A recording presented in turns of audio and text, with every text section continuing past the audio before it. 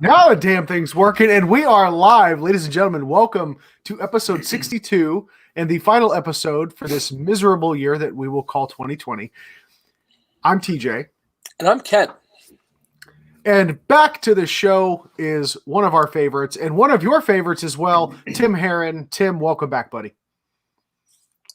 Awesome, guys, man. Thanks for having me. And I get to be the guy to kind of to do the farewell for 2020 for the show. I'm honored, or am I blessed, or am I cursed? What is this? We don't know. Be honored. I'm excited, man. Thanks for having me. I'm very honored. Always honored to be here.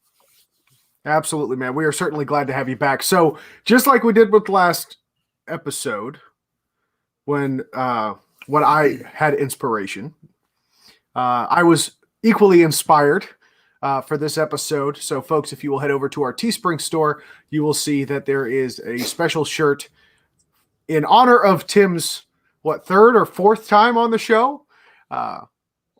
Something like that. That will be going towards, of course, all proceeds will be going towards a charity of Tim's choosing. Oh man. So yeah, head on over and check that out. So Tim, it has been a few months since we've seen you. So why don't you catch everybody up on what's been going on recently?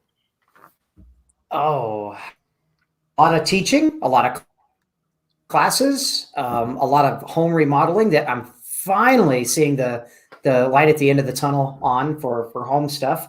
I think, gosh, if it's been it's been 3 or 4 months since I've been on.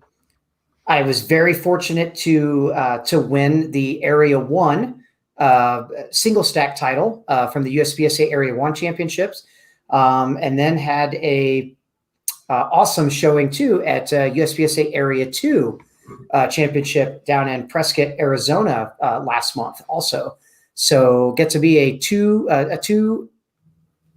area champion, 2 area match champion this year. And area matches, for those that may not know, in USPSA, area matches are like one step down from like a national championship. So they're kind of like if nationals was kind of a rolling, like a national tour that kind of went through the United States, winning an area match is kind of like it's kind of like winning a national tour event. And very fortunate to take home 2 of those championships this year, both at Area 1 and Area 2. So, I got to finish off the year strong. So for those playing the home game, this is like Tim's football team won their regional division title and then came to your neighborhood and whipped your ass too.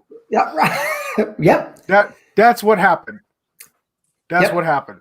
It's kind of like winning an AFC championship and an NFC championship, before going to the big game, the Super Bowl. And, I had a decent showing at, kind of our Super Bowl back in September. I didn't get a lot of training done on my own, for the year, just because of this absolute, hell of a year that we've all had.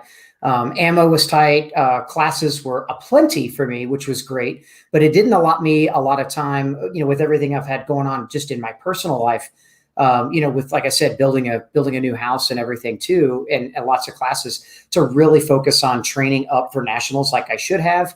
And, of course, I finished in the top 16 at nationals, which is a great finish, but obviously wasn't the finish I wanted.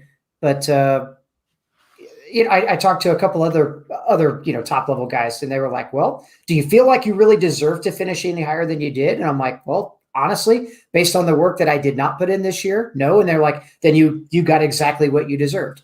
And I'm like, fuck, you had to be right. It's just that's right. And then I really started training up, as things kind of let up a little bit in the fall. After nationals, I was driven to no, I can't have any other performances like that. Like I said, I finished, I think 13th or 14th at nationals, like I said, which wasn't bad. It wasn't my best performance either. And so then I went to Area 1 and went to Area 2, both of those championships, just with a mission, I'll be damned if I'm going to let this happen again. And there it was, I had really strong finishes for the end of the year, had some fantastic, great classes, to finish out the year as well. All in all, 2020 just sucked for everybody, But from a business standpoint, this is year number 2 for me as a full-time trainer. And thanks to, honestly, immense thanks to Kent for having me out to Pennsylvania earlier this year. And I mean, we constantly bounce ideas off of each other, and, he gives me great input too, for how to kind of better manage myself and manage what I do, and gives me ideas on things I can implement for next year too. This has been honestly, God, it's been a great freaking year, as far as from a business standpoint, and getting to do this full time, and like, I see Eric tweets on our comments group here too. And Eric says, living the dream, dude. He's not wrong. I mean, like, who would have thought even just 2.5 years ago that this would be how I get to make my living? And it's thanks to, like I said, it's thanks to great hosts like Kent, and great students for coming to classes too, that have made this an amazing year, even though it's been a shitty year. So I'm really excited to see what 2021 is going to bring. So just to recap, your version of a bad year is new house. Wait, hold on. I'm not fucking done. Right. Let's just do this real quick. Your version of a bad year is new house, being the 13th best motherfucker on planet Earth with a 1911, and then winning the AFC and NFC championships of 1911 pistol shooting. Yeah. And you've been on this podcast a couple times. I don't know what the hell. I mean, what do you mean bad year? This has been fantastic. It's been a banner year. It's been a banner year. I don't know what to tell you. It has. I see Scott's on too. He says, "Is my room done yet?" Yes, Scott, your room is done. I think Scott has a room in everybody's house. Just about. I think that works out pretty good, actually. He's not even been to my house yet, and I've got room for him. What does that tell you? Royal Range ain't that far from your place. Don't tell him that. He'll show up. No, it's not. Anyway, so bro, real quick, perfect right was actually to talk about your training regimen, right? What does it take to shoot at the level that you shoot at? So I can't tell if you've frozen entirely or not, or if you're just listening real intently. Nope, you're frozen, so I'll keep talking. That's fantastic. For the general, the student base and stuff at home, I don't think folks realize how much dry fire, how much practice, how much time, effort, and energy that goes in to being, to shooting at this level, whatever this level might be. I hear you now, Tim. I don't see you. Tim's dead. The keyboard elves came and repossessed him. That's fucking great. So, hey man, they take those trademarks seriously. Yeah, they don't mess around. It's just a matter of perspective, right? So when a guy like Tim comes and says, I didn't get enough training in, or I didn't get enough practice in, I didn't get enough dry fire in, what does that really mean? So the purpose of tonight's episode is to level set and let him give us some of that perspective. TJ, you wanna do our our current events and stuff, and give him some time to jump back in, or what? Yeah, we can certainly touch on that. So, folks, apologies. That's one of the hazards of being a live broadcast. Sometimes there are technical difficulties, but we'll be working to get Tim back in the room here shortly. So let's see here. Current events. As most of you know, I am in Tennessee. All right, Tim's back. Oh, sorry about that, guys. It maybe it's on my end. No, we got you. So at least most recent current events, at least one that a lot of people have been talking about lately, has been the bombing in Nashville. As it stands right now, it seems that they do have the bomber identified. AT&T services, where the bomb detonated outside of, or at least adjacent to, the building. Sadly, the details coming from major media outlets and government resources are not all that reliable. Imagine that. But it seems like they have the bombing identified. So we've actually been talking a little bit about this, Kent, you and I, as I have been talking and colluding with some of my buddies in the know. And it appears, at least my take on it is, I think this guy was trying to target first responders. Yeah.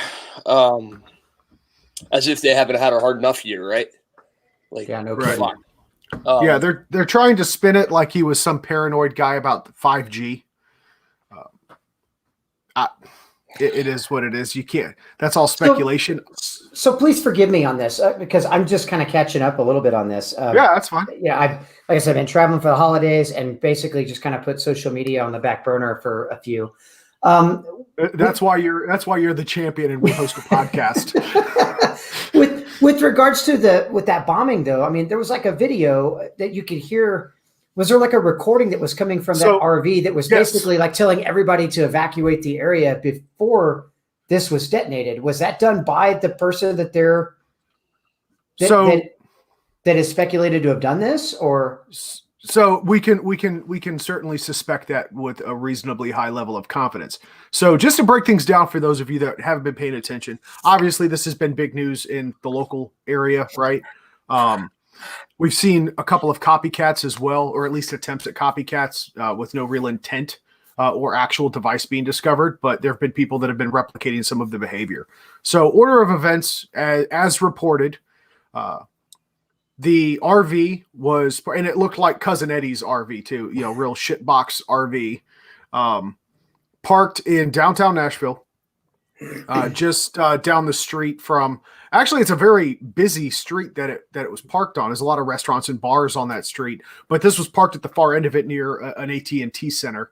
This was on 2nd Avenue too, right? I mean, this is like the epicenter of Nashville. Yeah, it's one of them. Yeah. So just down the road, or at the opposite end of the street, away from the restaurants and the bars, allegedly there were reports of gunfire about 30 to 45 minutes prior to the actual detonation. That's what actually got first responders on the scene, was one of the tenants that lives in a loft apartment in the area was reporting quote unquote automatic gunfire. Now, to any other person, right, I would say, okay, does this person really understand the difference between automatic and semi-automatic? Regardless, heavy amounts of gunfire, enough for them to call the police.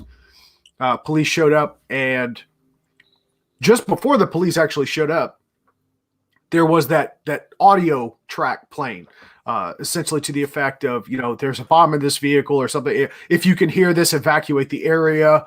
Yada yada. I'm paraphrasing, of course, but it was definitely an audio recording that was playing on loop from a 15-minute countdown over and over again until the thing actually detonated. That is why I believe, and of course, a lot of the people that I trust their opinion on for this believe that they were probably targeting first responders. That's what it seems like. That's pure speculation on my part. I've been around enough of these. I've certainly seen situations like this. But if he was looking for a mass cast event, why not park it closer into downtown where the bars and restaurants might have been? Granted, it was Christmas Eve, morning. It was parked there midnight, like 1 a.m. Christmas Day or Christmas morning, and detonated about 6 a.m. Right, so nothing's going to be open anyway. But why park it so far away? Then why the alleged gunfire, or at least the reported gunfire? It's almost like they were trying to draw in first responders. That's my suspicion. I had seen. This is awful, but I'll say it because it brings some light to this. I heard Olight was sponsoring the fucking RV because people knew it was going to blow up, but they still let it there anyway. That's an Olight flashlight too. Oh, too soon. It was on the Facebook. I had to say it. It was hilarious. Anyway, I butchered it, but there's a meme going around with an Olight. There's things that make you chuckle and cringe at the same time. That's one of them. You cringe at yourself for saying it, right? But yeah, so luckily nobody was hurt. They did say that they quote unquote identified human remains that they have reasonably identified as the owner of the RV and the suspected bomber. Wow. So to all intents and purposes, a lone wolf incident. No, obviously with something like that, there's no clear motive, just much like the Vegas shooter, right? Apparent lone wolf incident. We have no idea. We'll never get there's a lot of questions that we're never going to get the answer to. Folks, if anything, while of course details will continue to come out, this only happened a week ago, but while details will continue to come out, and I'm sure the situation, God willing, will refine itself and we'll all be smarter for it. There's kind of a reason we talk about the stuff that we talk about on this podcast. You think you're fine. You think you're safe. It could never happen to me. The lady that called in the initial report lived in the loft apartment 3 stories above the restaurant that she owned with her husband and children and there was an RV with a bomb in it parked outside. Right? I know that it has certainly caused me to reflect, and Kent, you and I were just talking about this, 2-3 days ago.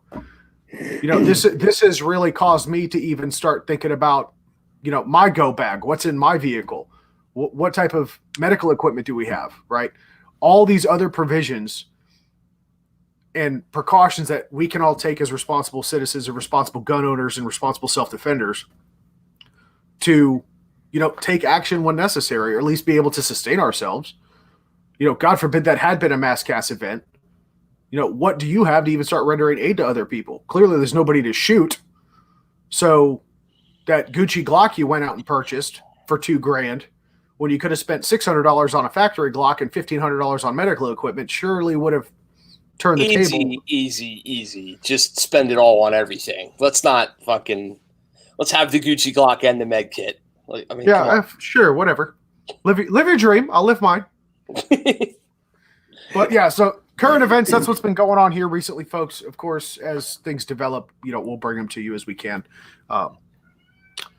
So anyway, I built up Tim an awesome segue, and then he disappeared. So I'm sorry. I'll go ahead and I'll do it again. I'll do it one more again. So you said something that kind of leads into our topic tonight when you were talking about your season, about how you didn't get enough time, right? You didn't get enough training. You didn't get enough reps. Mm-hmm. And you went out and won 2 area championships and placed 13th in single stack. I don't think people have a frame of reference for how much is enough.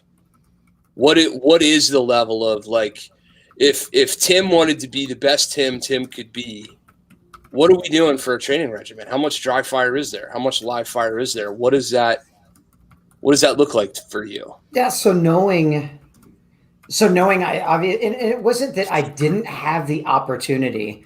I did not grasp the opportunity as much as I could have, should have, would have.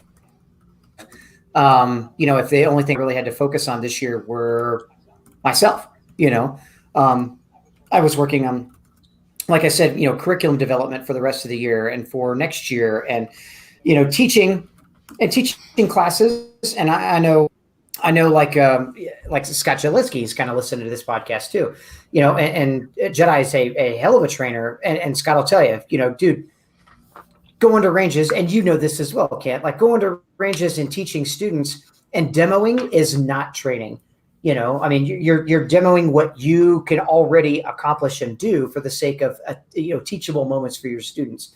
So, even going to all the traveling I've done for classes this year just has not been conducive to what I needed to do to better equip myself for nationals and for area matches.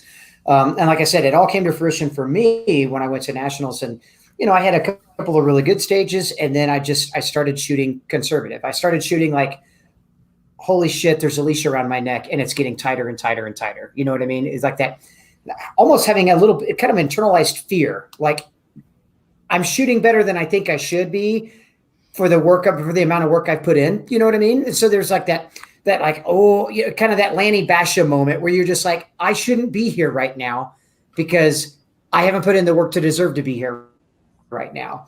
So you tend to like lay up a little bit. And then when you lay up a little bit, then you're like, oh shit, I've laid up too much. Now I need to push harder. And then you push hard. And what happens when you push hard? Then you fall on your face. That whole match was kind of ups and downs for me. And going home from that match was, like I said, that was the wake up call I needed. It was like, yep, I've totally pissed away half this year already, not doing what I needed to do. So Tim, real quick, I want to jump in here for a second because I'm noticing a common theme with that that spiel you kind of went on, or that explanation you kind of went on. It seems like, excuse me, it seems like you kind of got in your own way mentally. Absolutely. So the mind game part of it, or the mindset piece of it, seems to be vitally important. Dare I even say a keystone attribute of a champion. So it is. So more than the physical skill. Yeah. So let's spend some time on that real quick, because I think that's important. I think you just underscored it for me, more so than the physical capability, right? Or the athleticism and all that stuff, all the physical skill that goes along with it. Walk the dog with us, if you will, on some of the things that you do to prepare mentally when you know that, you've got a big match coming up, all that other stuff. What goes through your mind? How do you get ready for that? How do you get the right mindset? So a lot of it does happen to be like just time spent on the range or even just in dry fire, right? And it's not about developing new skill or better skill or developing progress as much as it's about instilling confidence in what I already possess. Does that make sense? Like knowing that, oh man, I can hit that 45-yard target like ain't nobody's business. Like I own that shit. That's mine. But it's proving to myself, because you have to. You can believe it all you want, and you can try to kind of to mold your mind around like that, just the mind power of, hey, I can do that. But until you prove it to yourself that you can do that, there's always going to be a slight amount of self-doubt, right? And I don't care who you are. And this is where I kind of disagree with Laney Basham. When Laney Basham always talks about, and those that don't know Laney Basham is like he's like the quintessential expert on mental management.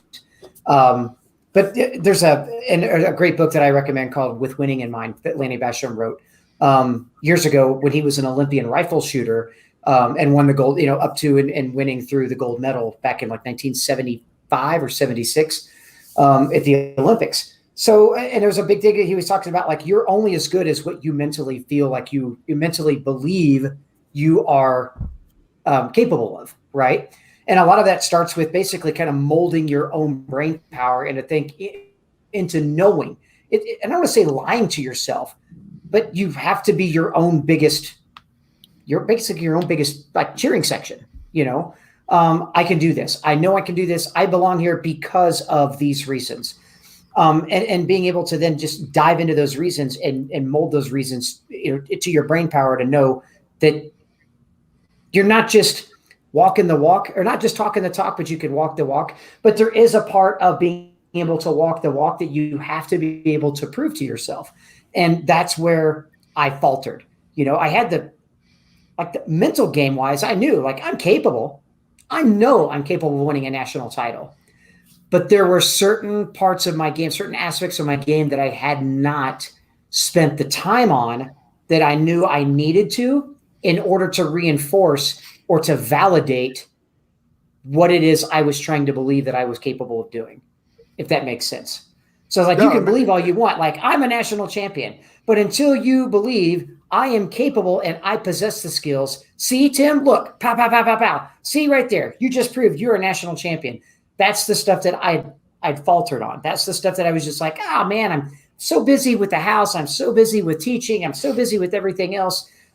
I got this. When in reality, it's like, then there happens to be that little bit of self-doubt that creeps in there that says, are you sure?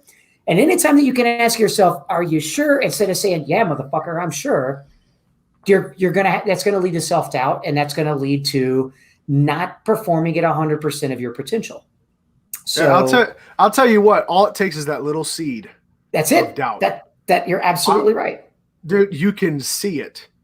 It will manifest into physical symptoms when that shred of doubt enters someone's mind. Yep. Now, it's probably a little more noticeable in, the combative sports. So I certainly notice it in jiu-jitsu. I've felt it firsthand.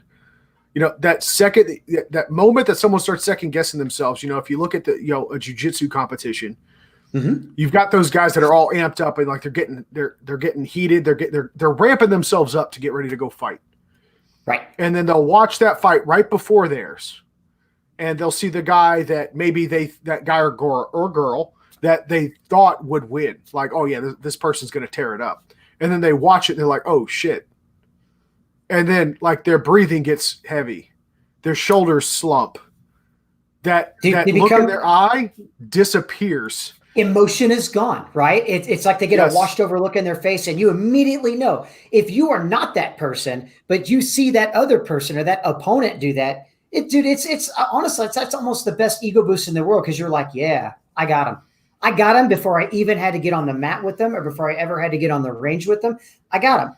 And in the case of that being the opposite, you've been had before you've ever stepped on the mat or stepped on the range. It is, like it's that whole thing when you're having fun, you don't believe it. You don't even bring that shit to the table like that. Those kind of thoughts never even come into play.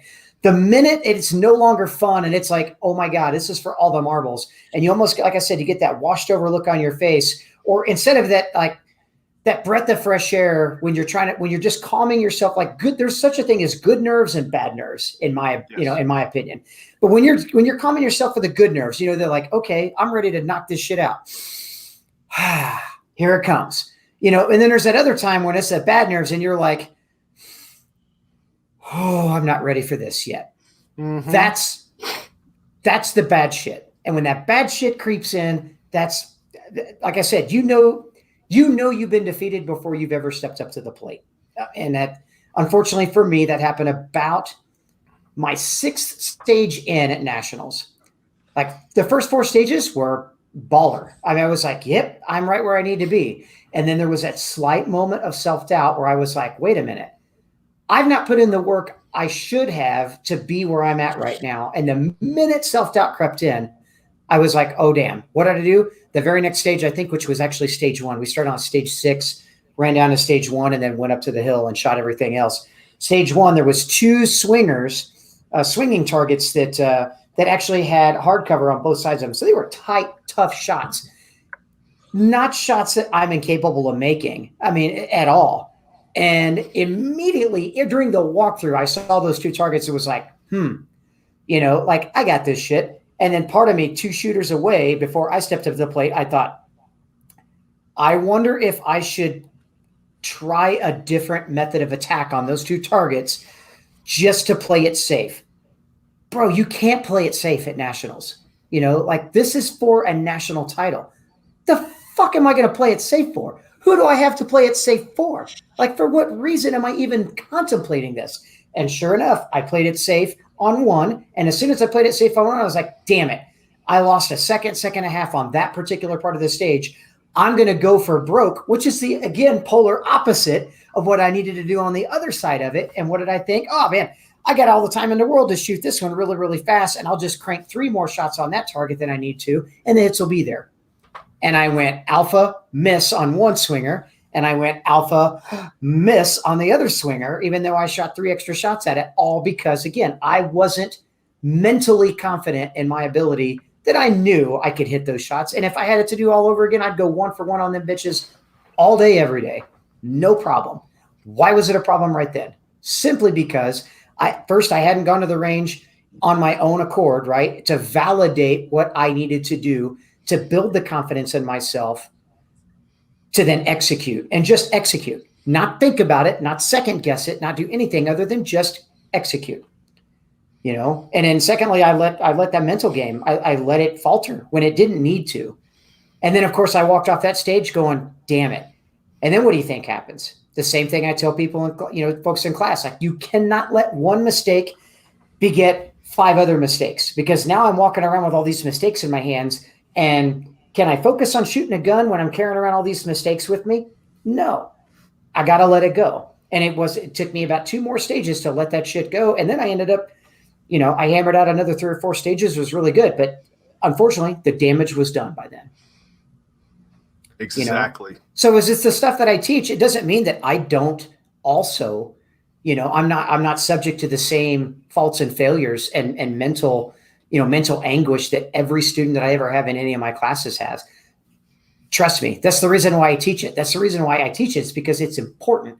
It's important because I know firsthand what it can cause. I've witnessed it. I've experienced it, and I'm doing all I can to eliminate it or to try to drive it down and extinguish it to a point where it doesn't matter.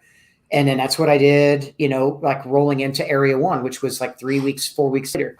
I went to the range, my typical regimen. I'm going to go to the range twice a week. I'm going to validate what I do in dry fire. I'm going to hit the dry fire really hard. I am not going to allow there to be excuses for why I'm not putting in the time I need to be where I know I want to be as a competitor, not just as a teacher, but as a competitor, and I was able to do that. I was dry firing. I wasn't a dry firing 6 days, 7 days a week. I was dry firing about 4 days a week, and then going to the range at least once a week, if not twice a week. I generally hit the range on Wednesdays, and then I'd hit the range again on Saturday mornings. But knowing with the round count the way it was, and with ammo the way it is right now, my round counts were typically about 150 to 250 rounds on Wednesday and about 300 rounds on that Saturday morning, which might sound like a lot to a lot of people, but from a guy that typically shoots 20 to 35,000 rounds a year, my entire round count, including teaching 26 classes this year, about just a touch over 8,000 rounds is what I've shot this entire year. Which is nothing by comparison. Nothing by comparison. It's a drop in the bucket from what I could have, should have, would have been training, on a normal year, sans COVID and ammo drought and everything else going on. So I had a great Area 1 match, and Area 1, that momentum from a solid win there just drove the point home and, even more to me. It was like, dude, if I can kick ass at this one, there's no sense I shouldn't be able to kick ass at Area 2, which Area 2 is a stout competition. I mean, I shot against probably the best shooter to walk the planet, Rob Latham, shot single stack with me, and being able to be able to beat my hero and mentor and peer. And, it's a guy that I've had on a pedestal, way up here for years and years and years, and to be able to, and for kind of all the marbles again, since nationals, to go back and shoot Area 2 and compete was awesome. In Area 2, I didn't have the great thing was I went to that match without a single ounce of self-doubt, or single ounce of lack of confidence. But I also wasn't egotistical or overconfident. It was just one of those things where it's like, I know what I'm here to do. I know what it needs to get done. And by God, I'm going to do it. And that was it. I just simply executed every stage. And one stage turned into 2 stages, turned into 3 stages. And it was like stage win. I finished second on that stage. Damn, I left a little time there. Or I left a couple points there. I should have. But it wasn't like, okay, cool. That was still a solid stage run. Next stage, and it just let go of mistakes and just kept at the process. And at the end of 12 or 13 stages or whatever it was for Area 2, even if Rob Latham would have beat me, like, I felt like at the end of that match, just getting in the car and driving home, it was like I left it all there. I gave the best performance I could possibly give. That was a win in my book regardless. And then when scores came out, it was like, there it is. It was a win. Let's be honest. There's worse people to lose to, right? Absolutely. But I mean, it's one of those things. I mean, when you can walk off, I'm sure you guys have all had it, where you've had a drill where you might have worked on it. And some days you have great days in executing that particular drill or exercise. And other days you're like, Jesus Christ, I need to just sell all my guns and take up fucking like needling or fucking knitting or something, and then there's another time you might go back with a fresh mind and just nail it. And even before you even look at the timer, you're like, yep, that was it. And then you might look down at the timer and be like, I knew it. You know it before it even happens. And that's the way it was for that entire match. That entire match performance was just like, nobody's going to take this shit away from me because I left it all here.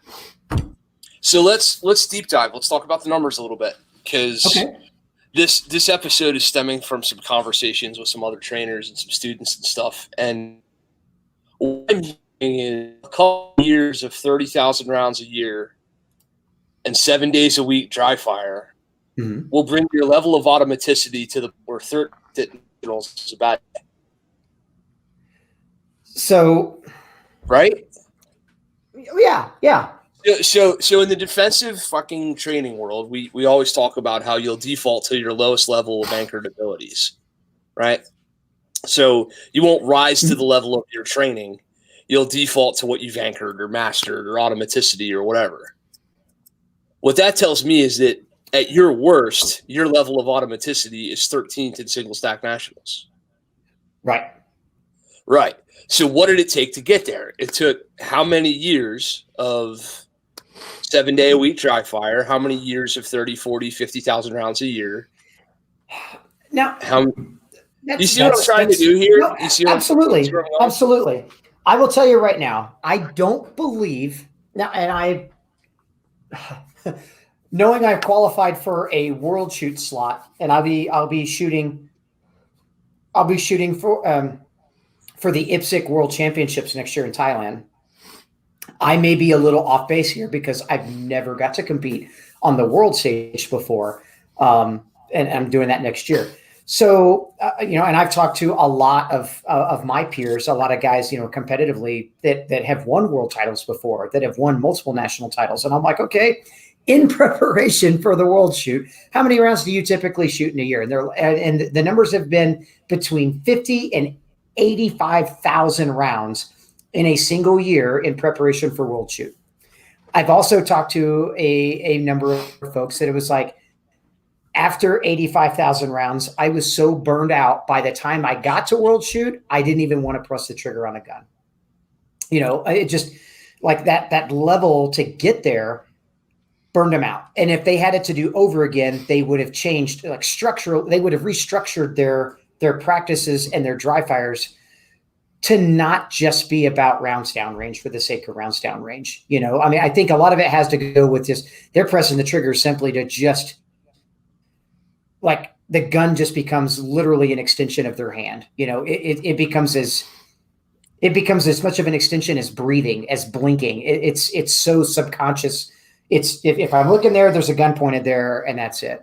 But I've talked to the same guys and they're like, I don't necessarily know if that's the way to do it. To do it over again, training more purposefully and knowing what it is you want to achieve with each practice session, to hit on key points of each practice session and building a regimen. It's kind of, again, very similar to like how you build a workout regimen, an exercise regimen, is different. And it should be adhered to something more like that. I can tell you, I spent many a year shooting 50, 60,000 rounds a year, and I got way less out of those years in personal growth than I did the years that I might shoot 12 to 15,000 rounds a year. I think kind of a good number for me, even at my level, is being able to shoot 15 to 20,000 rounds a year. And that's where I see good growth and good development and progress, but also consistency of skills with the right amount of reps and not suffering from burnout. Never feeling like, oh my God, I got to get up at 6 a.m. and pack all my shit and get ready to go to the range. I hate this. You know what I mean? Yeah. And I've had years like that when you're just going through the motions. If you're just going through the motions, stop it, because you're not getting anywhere. Going through the motions in your training, whether it be in dry fire practice or at the range in practice, you're not getting anywhere with it. Stop it. It's beyond even mental masturbation at that point. You're wasting rounds for the sake of wasting rounds, and you're making reps for the sake of wasting reps. I'm not going to go to the range if now there are times I feel too tired, but I'm still hungry. I'm like, God damn, I am wore the hell out. But you know what? I want to go to the range because I can't wait to work on this, or I can't wait. I saw Kent or TJ do a rep on their dry fire, in their training regimen. They posted on Instagram, or they sent me a video link that I'm like, oh shit, I want to try that. Or something that I see that it makes me hungry to get to the range. But I can tell you there's a lot of times that I'm like, bro, man, it has been a 13 fucking hour day and I don't want to get up and do anything. I just don't feel like going to the range. I've mentally checked out. Guess what I'm not going to do? Not going to go to the range. Because the last thing I want to do is go to the range and then just piss away 300 rounds of ammo for the sake of pissing away 300 rounds of ammo. Because I'm not going to get anything out of it.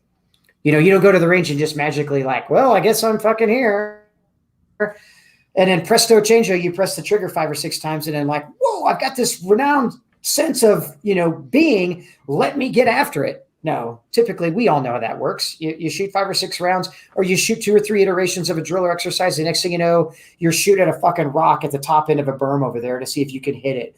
Or, you're going back to your car, you're loading magazines up and you're like, I don't even know what to do now. Well, I guess I'll run 2 reload 2s, or I guess I'll do some draws, or I guess I'll do some transitions. And you know that shit isn't going to make you better. You're just doing shit then just to make yourself feel good. And I don't want to learn that way. That's not a way to learn. I want to go to the range. First of all, you have to have a plan. Have to have a plan. My plan on certain days is I'm going to work the accuracy standpoint of things, right? So the accuracy standpoint might be I'm going to work on standards.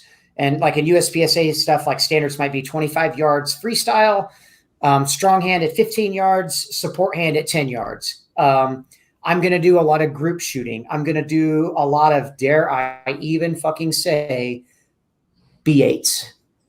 I knew you were going to say that.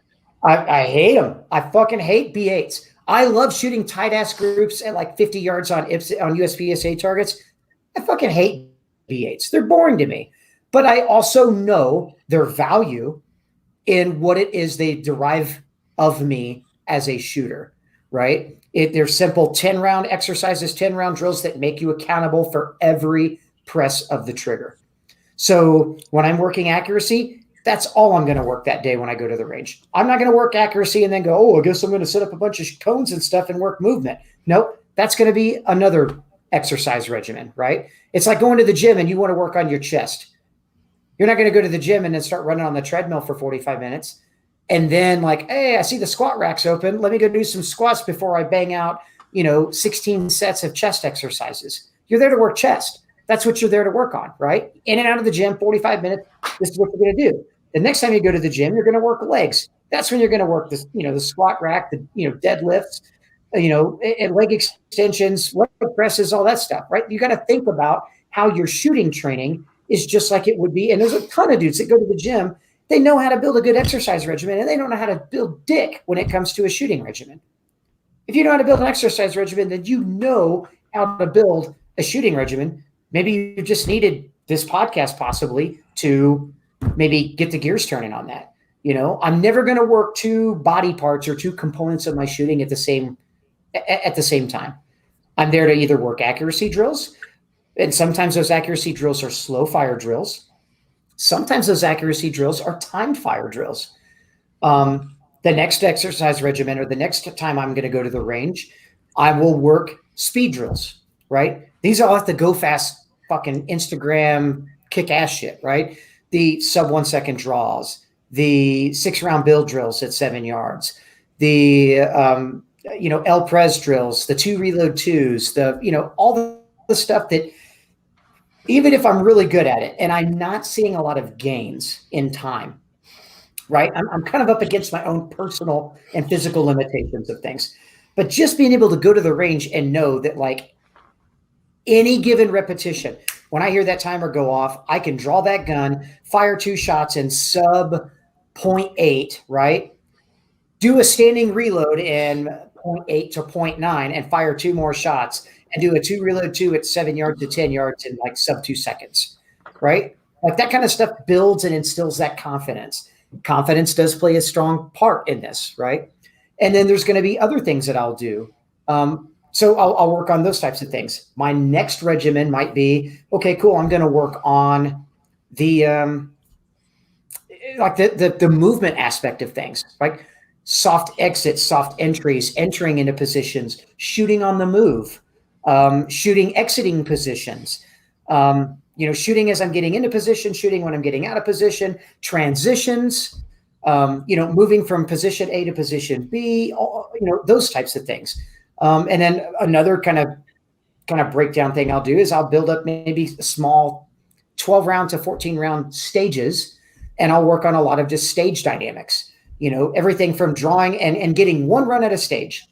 And that's what I'm building. I'm running a timer on my tablet and I'm keeping score just like I would in a match. So I want to look at my overall hit factor on that stage. And then what are ways that I could find the give and takes, right? The risk versus rewards. Could I have shot that stuff on the move and gained some time, but what would it have cost me in points? So I'll shoot that stage 2 or 3 times.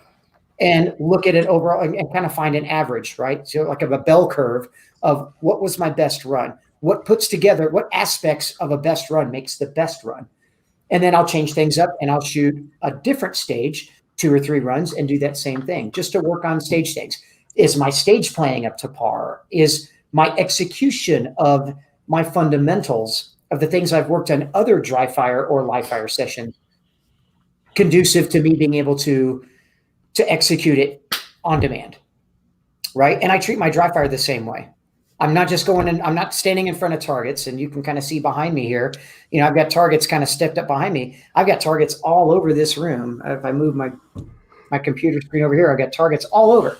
I've got different arrays that I practice, and those different arrays are practiced on different days of the week based on what kind of exercises and things I want to practice. A lot of guys get into dry fire regimens and they think, okay, cool, I'm going to work on draws for 15 minutes. Then I'm going to work on reloads for 15 minutes. By then it's been 30 minutes. Well, I guess I'll move the gun around from target to target, but I don't really know what I'm doing. I'm just going to move the gun around and say that I did another 15 or 20 minutes worth of work. And all of a sudden they put this marathon hour-long dry fire session in, and they're like, yep, got a lot of dry fire done. And then they go to the range and they do the same shit they do every single time. And then they wonder why they can't progress. That's why they can't progress, because you're not staying purposeful with your practice. Case in point, this sheet of paper right here is something I've been working on with a couple of different students on building a dry fire regimen just to get them started in the right direction. And then we're going to meet online in about a month or 2, and we will make alterations to this dry fire regimen to keep it fresh, just like a coach would at a gym, right? You go to the gym for a while and you plateau. I mean, you plateau, you're like, either I'm not losing the weight I wanted to lose, or I'm not gaining the muscle I wanted to gain. You know, my PR lifts aren't the same way they were before, you know, those types of things. They find a plateau and they can't get past it. So what do? If they're fucking smart, they don't just go out and go pick up a muscle and fitness magazine and pick up a regimen out of a magazine. They go and hire a fucking personal trainer for an hour for $50 or $75 or $100 to walk their happy asses around the gym to give them a better outlook on what it is they need to do. And the first thing a good personal trainer is going to do is, what are you doing currently? And what is your nutrition, right? So from a standpoint of coaches, as shooting coaches, what's your nutritional intake, right?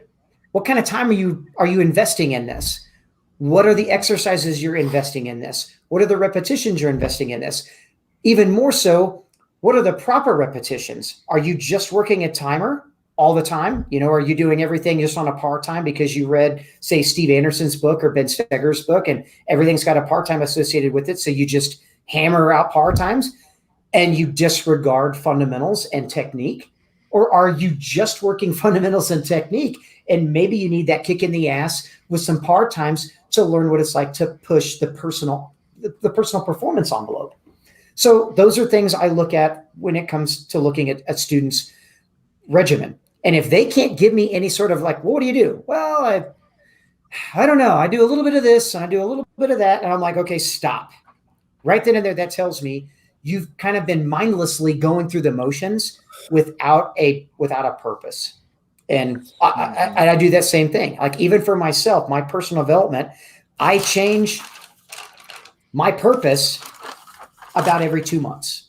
A lot of guys are like, oh, every month I change it. Dude, I can't at every single month, because I get to the range about 4 to 6 times in a month, right? If I'm doing 2 times a week or 1 time a week, sometimes it's twice a week, sometimes it's once a week. So I'd say I get to the range about 4 to 6 times a month. If I can get 4 to 6 times a month, how often do you think I'm hitting every single component of a regimen? If that's workout regimen number 1 for range session number 1, and that's range session number 2, and that's range session number 3, there's 4 range sessions just on this piece of paper.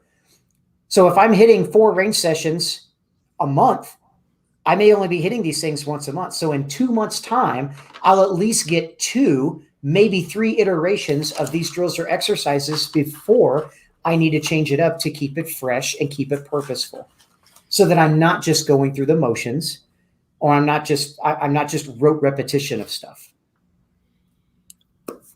So, First of all, Jay Sprad wants to know where he can pay for this episode. That's real easy, Jordan. If you go to greenmountaindefense.com, you can sign up for the class I'm hosting of Tim's. Yes. And then we can all hang out because I'd love to have you up here anyway, and you might actually come. So let's do that. That'd be fun. So there's a lot to unpack here, and MG brings up something that I sat around after a class that I got to help AI last week and talked to a bunch of pretty decent level training guys about. Is it possible that being a Tim Herron is just wired and less of a practice thing? In other words, innate ability versus practice. I knew you'd love that, right? No. So basically, like, is there the Tom Brady? Is there a quarterback on planet Earth that just showed up one day and was an awesome quarterback? What I would say is there are some people who seem to have some innate ability. Absolutely, right? There are. But this Tim Herron is not one of them. All right. So, I mean, I got into this game. I got into this game kind of late in life, right? And I say late in life. I was 31. I'm now 43.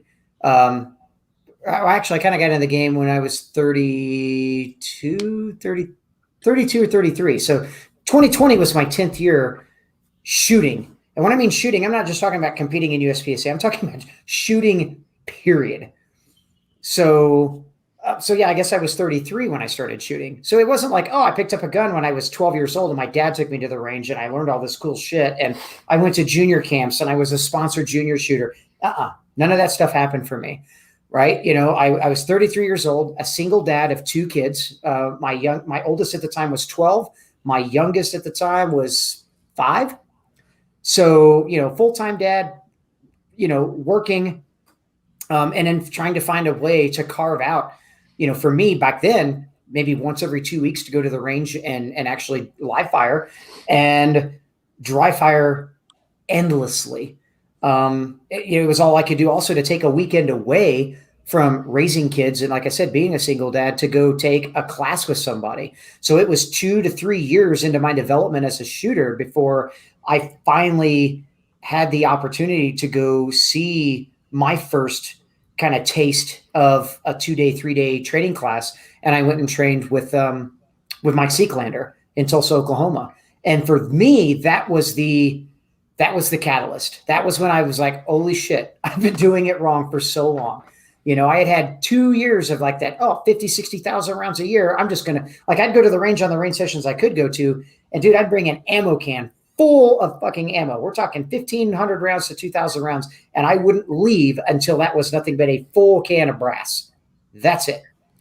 But it was, a lot of that was lost, I went to the range with a plan, or so I thought, and I'd shoot that plan for 300 or 400 rounds. And then instead of stopping, it was, I got to keep going. I just got to shoot for the sake of shooting because, obviously the grandmasters and the champions are the dudes that are the ones that are shooting 50, 60,000 rounds. So if they're doing it, I have to do it. But they're doing it because they had purpose. And they're doing it because they had 3 days a week they could go to the range every single week. So they're hitting the range 12 times a month, or 15 times a month or daily. I couldn't do that. So I was practicing completely ineffectively. That's a tough pill to swallow until I learned that, dude, you're fucking up. No, Tim, I'm really glad you hit on that. So you've been shooting for, we'll call it 13 years, just to be on the, since 2010 is when I was shooting. So I've been shooting 10 years. So 10 years. Mm-hmm. And you brought up the single dad thing. You didn't grow up shooting, since I was knee high to a grasshopper, my grandpappy taught me how to handle a gun. Right. None of that shit. For those of you who are parents that might be falling into this podcast, we have got to bring back the idea of you can do anything you set your mind to, especially for our kids. We see, and I see this with my own kids, at least with my son, right? The world that we live in is surrounded by people who demonstrate what seems to be, at least on the surface, instantaneous success. These people that come out of nowhere, right? That, the Peyton Mannings of the world, if you were just to look at a 10-second clip of any one of these top-level athletes, top-level performers in any discipline, any industry, any hobby, you pick it, right? You're going to think, oh, they're just naturally talented. That type of performance is reserved for those people who are just born that way. Peyton Manning came out of his mama throwing a football in a perfect spiral. That's not what happened. What you're not seeing is the years and countless hours of dedicated, intentional discipline and training that went in to develop what you're seeing in that 10-second clip. I frequently tell people that if I can do this shit, you can do that too. Yep. And that goes from everything from, shooting ability to jujitsu to weight loss to, IT security. If you would have told me 10 years ago that I was not only going to be an IT security guy, but a manager of a team of IT security professionals, I would have laughed your ass out of the room. Right? Yeah, just like that. That's exactly what I would have done, Tim. Guys, do we expect you to immediately pick up, 20, 30, 50,000 rounds of ammo and go to the range with the intent and the drive to be a national champion in a year, 2 years, 10 years? No. The resounding theme here is putting the work in, grinding it out to reach a level better than you were yesterday. If your absolute best after 10 years of training is 116th place at, on a national stage at a USPSA competition, then that's certainly better than where you would have been today without any training if you continued your way along. I would much rather see everybody listening to my voice go and pick up. If you're getting to the range once a month and you're only shooting 50 rounds, maybe bump it up to 100. Yep. Maybe bump it up to 200, whatever you can afford and whatever you can conceivably do. But follow the regimen, follow the mindset of getting better.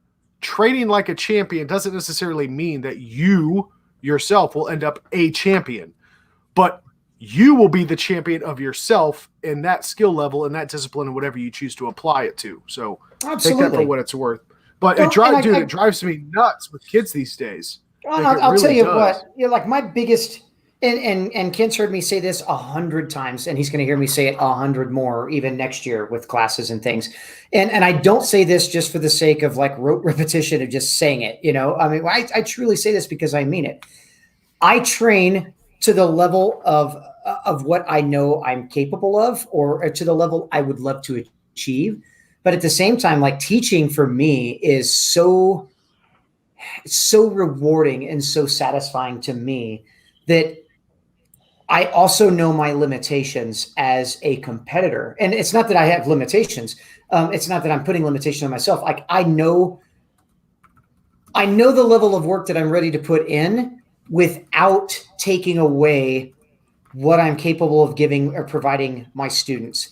And as a teacher or as an educator, if I could coach one person, even out of the hundreds of folks that I work with every single year now, to be a better them than they were yesterday, by tomorrow, to me, that means more to me than any national championship that I could ever dream or aspire to win in my life. And like I said, I'm not saying that because I don't truly believe it. I truly believe it. Like I could train my whole life, like training to be a champion, and I am training to try to be a champion, but at the same time, if I trained on my best day and somebody trained and had a slightly better day, he takes the win. He takes the title. That doesn't mean that I'm not deserving of the place that I got, but it also doesn't mean that maybe I'm not national caliber. But at the same time, it's one of those things. It's like I said, it's just like I've got to get over that hurdle of like, well, I'm just not capable of doing it. Well, maybe I am. And I know that I am. But at the same time, I also know that I want to give 150% of my best to what to me is truly the most important, which is of my family and my kids and to my students. All right. That's my work. That's my job. And it's a job that I love and hold near and dear to my heart more than anything else. I mean, competing is awesome and I love to do it. Teaching, though, is my calling, I guess, and it's, if I'm called to teach somebody else or train somebody else up to possibly win that national title that maybe I didn't quite put in everything of me to do, I will do it. You know what I mean? That's just me. I don't know. That's kind of me rambling a little bit, but I mean, I love to train and I love to shoot, but I also love to teach, and I know what my number one priority is, and I know what kind of number two priority is. So 13th at nationals, that's great. I finished as high as 6th or 7th at nationals before. So I know I'm capable of top 10. I know I'm capable of top 3. I know I'm capable of winning, but I also don't want to devalue my purpose as an educator first. You know what I mean? And I think, unfortunately, I think some folks that try to play both hands do that. You know what I mean? They kind of give up. I don't want to say give up. They don't give up on their students, but they take away from their ability to teach because they want to focus on them as just personal. And I don't know. I hope students see that they're my number one priority. And I know Kent's got a question, but you hit on a point about pushing yourself to your limits, right? Mm-hmm. Getting to the level that you know that you can attain, or that you believe you can attain. And I was just watching a documentary on oddly enough, arm wrestling. I was bored last night, but there is a quote in there that really resonated with me, and I think it fits this conversation perfectly. There is currently no known limit to human strength. Ooh, I agree. Let that sink in for a second. Terrifying. No, think about that, because you look at strong men back in the 50s and 60s, 70s, 80s even. They were powerlifting 200-pound dumbbells, 300-pound dumbbells. You got guys that bench press that with one arm today. Mm-hmm. Our strongman competitions involve big round rocks that weigh upwards of 500 pounds. Think about that. Yep. If we apply the same logic and technique, there are people breaking shooting records every single day. Oh, I'm going to tell you right now, and not to cut you off, TJ, but you're right. I mean, think about the average national champion 20 years ago. Mm-hmm. So 20 years ago, we're talking year 2000, right? Yep. So the average GM or national champion, that skill level today would be about high A class to lower M class. So wait. What you're saying is I need a fucking time machine. All right, I got you. But that's serious. I mean, the level of talent, and it's not talent. I'm not talking about personal talent, but the level of personal attrition and goals that people go for and work for and strive. And in fact, even the level of information that is shared publicly and freely about to people, as opposed to 20 fucking years ago, when a lot of people had to sort this shit out for themselves. Think about 30 years ago. Now you're talking 1990. 1990. I mean, the national champion in 1990 would probably get his butt kicked by a guy that was high B class, lower A class level in USPSA nowadays, right? I mean, that's how far the personal performance in the shooting aspect, and we're talking this tiny little niche called competitive shooting, is to the overall ability of shooters. Dude, think even 7 years ago, it wasn't very often you were seeing dudes drawing from concealment sub 1 second. Seriously, we're talking 7 fucking years ago. Now I could literally click through my goddamn phone, and the first 18 freaking pages I would pass on Instagram would be some Joe Schmo knocking out a 0.8 to 0.9 draw from concealment to a 10-yard piece of steel and hitting it, 8 out of 10 times, 9 out of 10 times. Dudes never shot in competition. Chicks never shot in competition. This ain't just a dude sport. You see what I'm saying? Oh, yeah. Like it's completely different as it was even 10 years ago, 20 years ago, 30 years ago. So you're right. I mean, to that full circle, there's no limit to human potential, whether it be strength or mind power or physical ability or anything.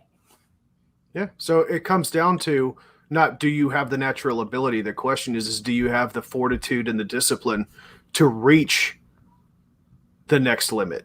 You're absolutely right. To earn that ability. Yep.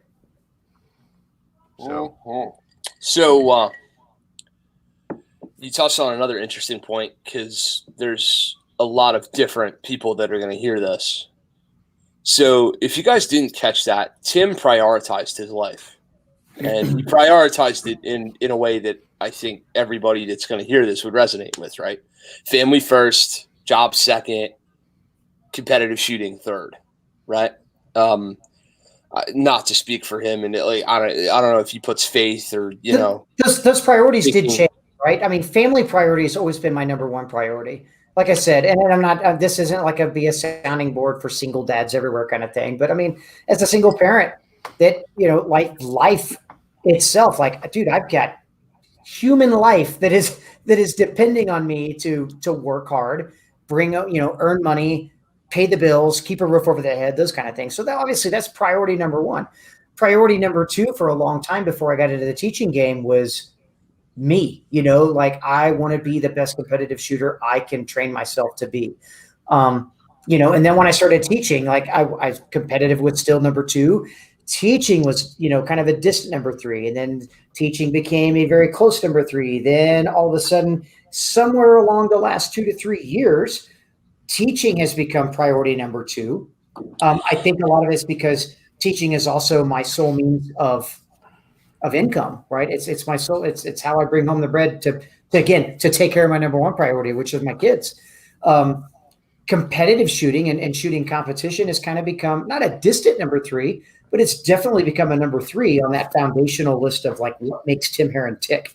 And not to speak, that sounds totally shitty to talk about myself in the third person like that, but that's what makes me tick, right? So competitive shooting is kind of, I don't want to say taking a back seat, but it's become a lesser priority than my ultimate priorities of family first and teaching, and even like this year, the house took a number three behind, taking care of the family and teaching, because teaching paid the bills that allowed me to work on the house. So competition became number four. And look what happened, right? It was a change I maybe wasn't necessarily willing to accept, but then I did accept it, and then I found a way to still kind of put competition back into an aspect of it still being an important priority in my life without it still overtaking the other three things. For 2021, knowing that I want to do really well at World Shoot, and now that the house is almost done, I can take the house off the priority list a little bit and move competition back up to that number three, that very, very close, almost tied with, the teaching aspect of it, and give hopefully equal time to both.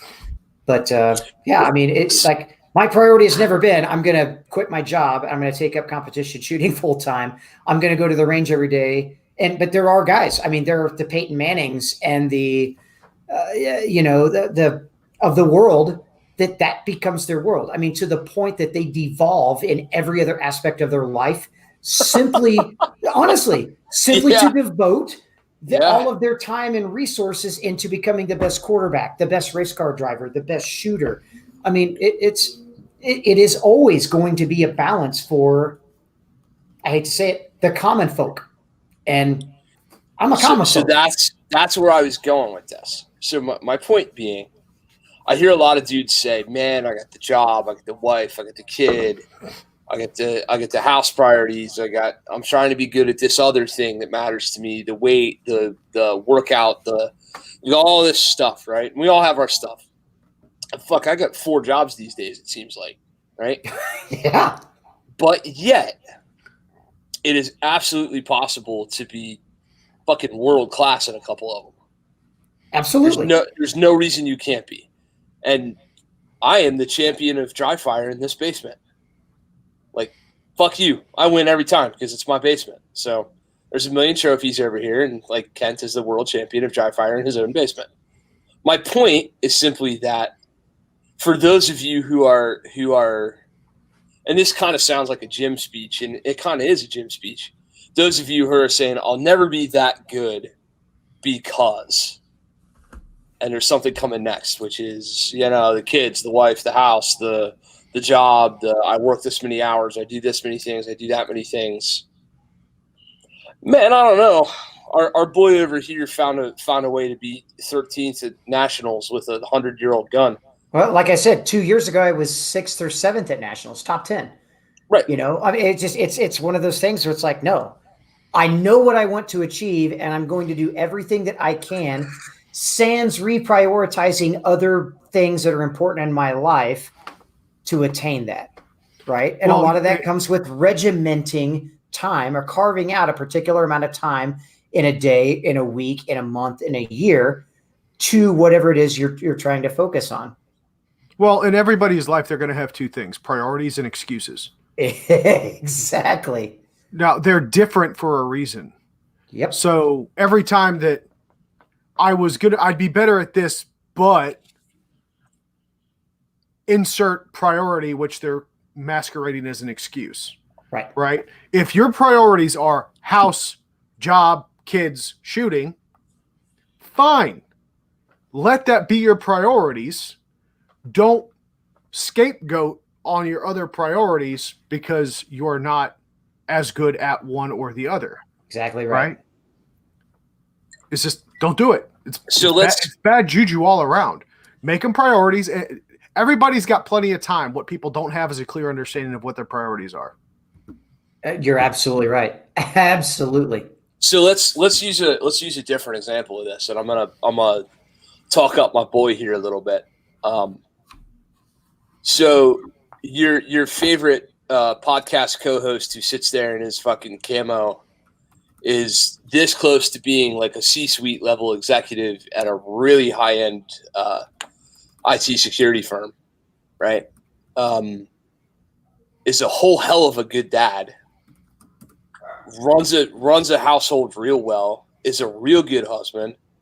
Has lost 60 or so 40. I don't know how many pounds have you lost, bro? 50 fucking pounds since July. Is damn near, or if not some days, a better shooter than I am, and I do this fucking professionally because he works at it. And is a damn good friend to a bunch of other people, not just me. Mm-hmm. Why is that? Because he's gotten real good at cutting the wheat from the chaff and putting all of his time, effort, and energy into whatever that thing is that he cares about in this moment. Right. That's a fucking, like, TJ, I mean, it's taken us 60 episodes for me to say this. I fucking love you for that, bro. I'm so proud to hear what you put yourself through and to hear the level of effort you put in. It's unreal to me. And I know, like, you could easily say all the same things about me, and we could easily say all the same things about Tim. But my point is, there's a common thread here, which is people who are real good at some shit, whatever that shit might be. If they're real good parents, if they're real good business people, if they're real good, whatever they're real good at, most of the ones I know didn't just fall into it. Most of them had to put a serious amount of time into it, and most of them had to, at some point, prioritize that shit because it was a weakness for them. Well, and at the same time, they had threw away excuses. They got them out of their way. You're making excuses, you're never going to do it. It's just one of those, like, if you're going to do it, you're going to do it, period. I can tell you right now, too, and this comes from a lot of people that are like, oh, well, I got kids. Well, my wife or my kids would be mad if I spent this time, this amount of time prioritizing this or prioritizing that. I'm going to tell you right now, it's called lead by example. Your kids, I can tell you right now, my two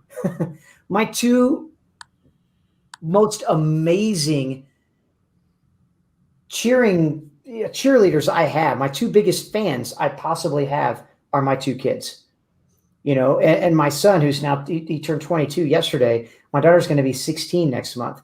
They have been there through the thick and through the thin of it. They've been there when I've come home for matches that I've been absolutely decimated. And they've been there for the matches that I've come home and shot and been, and been the winner and champion.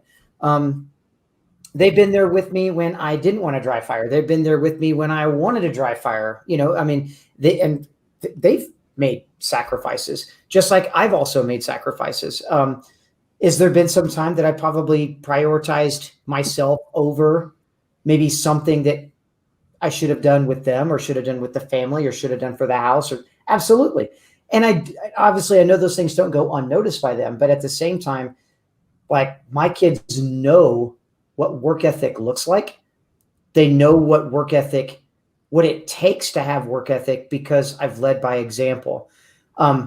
I've never let my work ethic as a shooter, as a teacher, as a employee, as a self-employed business owner, anything ever overcome, right, or circumvent what it is I really want to aspire to be as a father or as a family man, right? But there are, obviously, you make sacrifices everywhere. And there are some sacrifices that I made that if I stop to think about it, I'm like, God, man, did I really need to do that for the sake of shooting or getting better at this? And I tell you right now, if I brought my daughter in here and asked her point blank, hey, do you have anything that you wish I hadn't done shooting for or teaching for or this? I don't think she'd be able to say. I could probably answer this for her, because she's told me before, like, Dad, don't you ever regret what you've done for yourself, because it's made you who you are.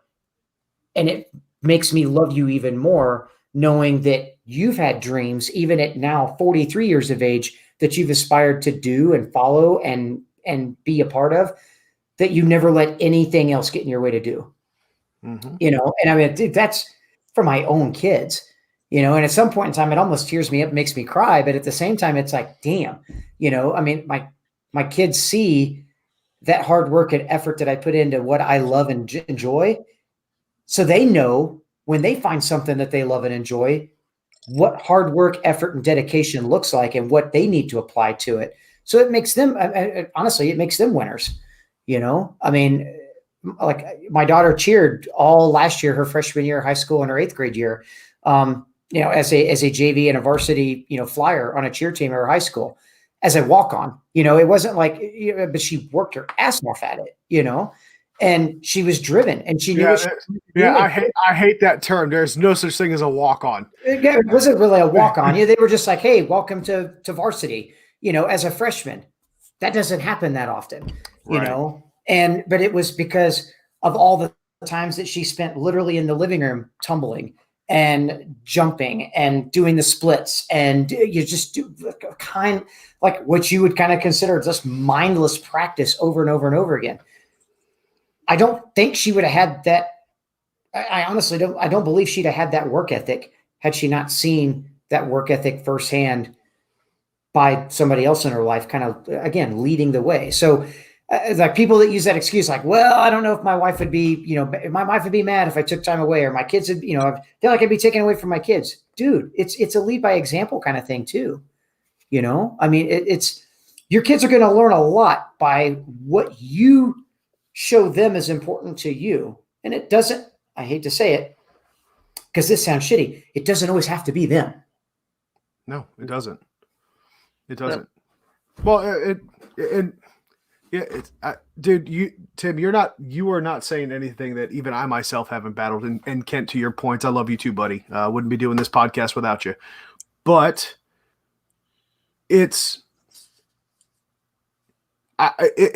for me, it all harkens back to that lead by example piece. Right. When I'm spending time at the range, or I'm spending time at the gym, or working, or whatever, it starts that early in your kids' lives. Like when my son comes and says, hey, Dad, my son loves to play Battleship with me. And he recently got a Battleship version for Christmas, is 3-dimensional, that he can actually whip my ass in finally.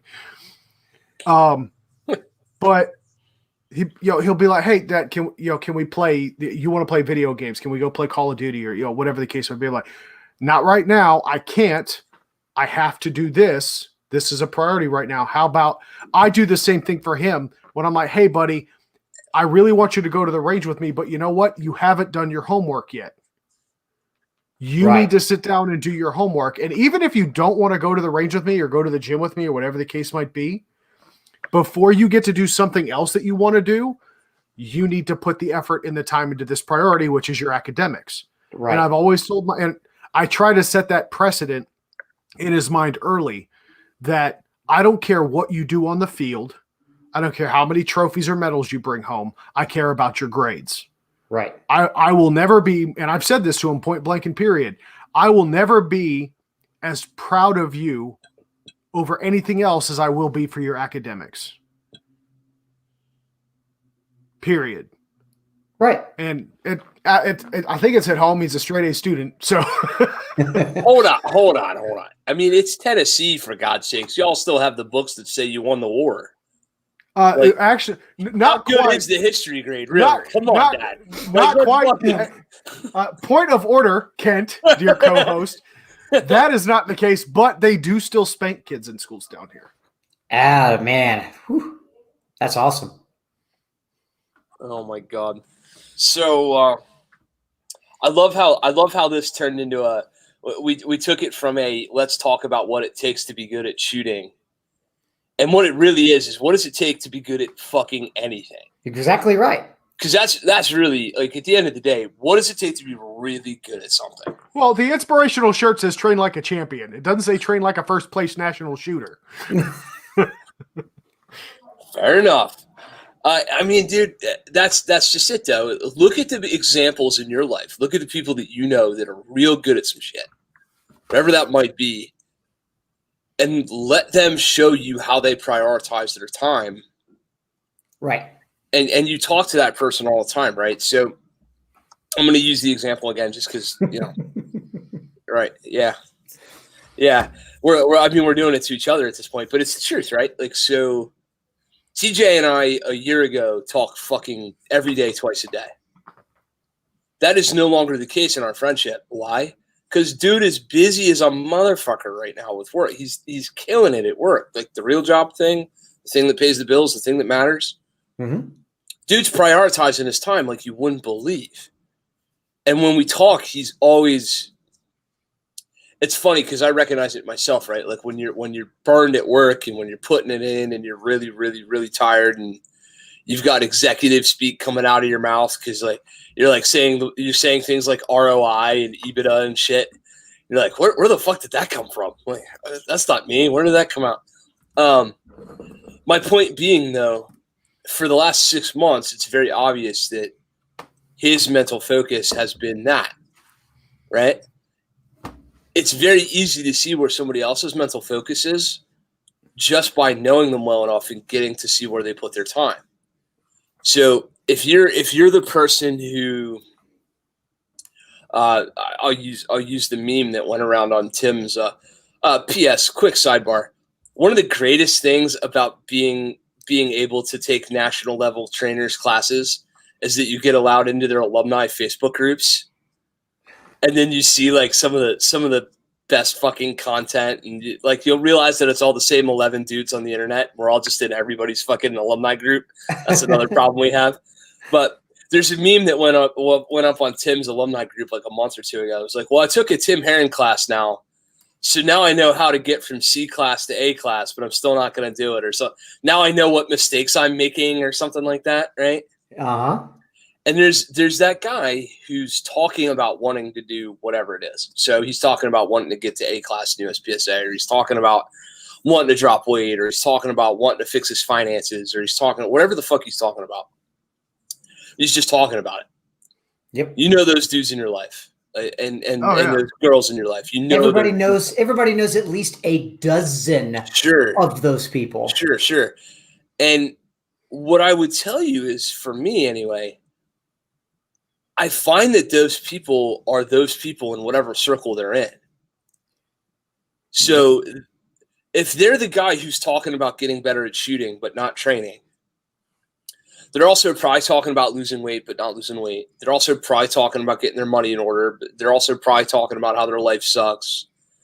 They're probably talking about how their marriage or whatever, like whatever things that they need to work on in their life. They're doing a lot of talking about it. And then there's the people who are like, yeah, bro, I'm busy today. Why? Oh, because I'm doing this. It becomes a verb. There's no pretense anymore. There's no I should do this or I should do that. Say, man, I'm sorry, I'm busy today. I'm doing X. Right. And whatever X happens to be is what you find that person getting really, really good at. Mm-hmm. And you know, there's that was the point of this episode, was to have these guys. I mean, and this hurts my fucking brains. I had a bunch of people asking, like, well, how do I get as good as you? I'm like, okay, first of all, take your benchmark, put it a little higher. We get some, like, I need you to be a better, like, I need you to aspire to be a better shooter than I am. First of all, what kind of a trainer would I be if I didn't think that way? Second of all, like, if you as a student are looking at me and thinking that way, your frame of reference is perhaps a little bit jaded. Like, I don't believe that's the case, though.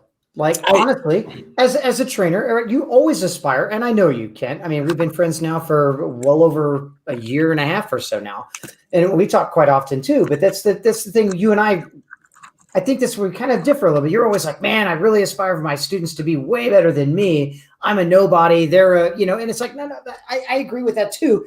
Not that you're a nobody, but I agree with, like, I want my students to be. That came out terrible. I aspire for my students to be better than I am. Absolutely. Yes, of course.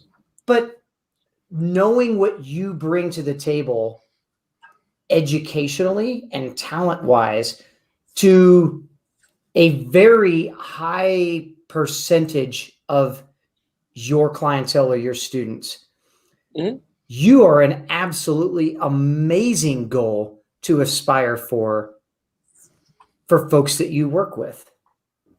Period. Sure. Period. Sure. Think about the amount of time that you've invested into doing what you do professionally, right? Mm-hmm. And you're doing this basically full time. And think about the level that each of your students wants to aspire to based on the level of, like, the level of priority or the level of time that they're devoting to it, probably isn't what you've got. So for them, you're setting the bar already fucking way up here when maybe their bar is way down here. You know what I mean? And so don't take that. I honestly, I know you're kind of doing it jokingly, but I wouldn't remove that or disqualify or discount that level away from your student. So I think you're doing yourself a disservice by what you offer your clientele. I think that's fair, and I appreciate it. But it was I kind of mean it more along the lines of what we were talking about before. Like, there's no limit to your performance, right? Sure. I don't look at that as a limit. I look at it as like, dude, that's a goal to aspire to. Then when they achieve the goal of where you are right now, then you as an educator, you as a caring educator and instructor can then mold that student to say, okay, cool. You're matching me run for run, time for time, exploit for exploit. Now let's get you to that next level. Yep. But I mean, like, goal setting is a thing and it's needed. And if folks are like, dude, like, you are the pinnacle of what I set my goal to be right now, awesome. Let it be that. Help them get that. Help them attain that. And then once they show you that they've achieved it, then show them how to move past it. But don't let yourself be man, I hope you aspire to something higher than me. Dude, if they aspire to something like you, think about if there were 42, right? There's 42 million or 46 million gun owners in the United States. Yeah. Right? Think if there were 46 million Kent Howers running around with guns. You know what? I like those odds. I'm going to be real with you. I like those odds. How qualified would 46 million Kent Howers be walking around with pistols? I feel a lot better. And one ginger yelling behind them, fuck that, go faster.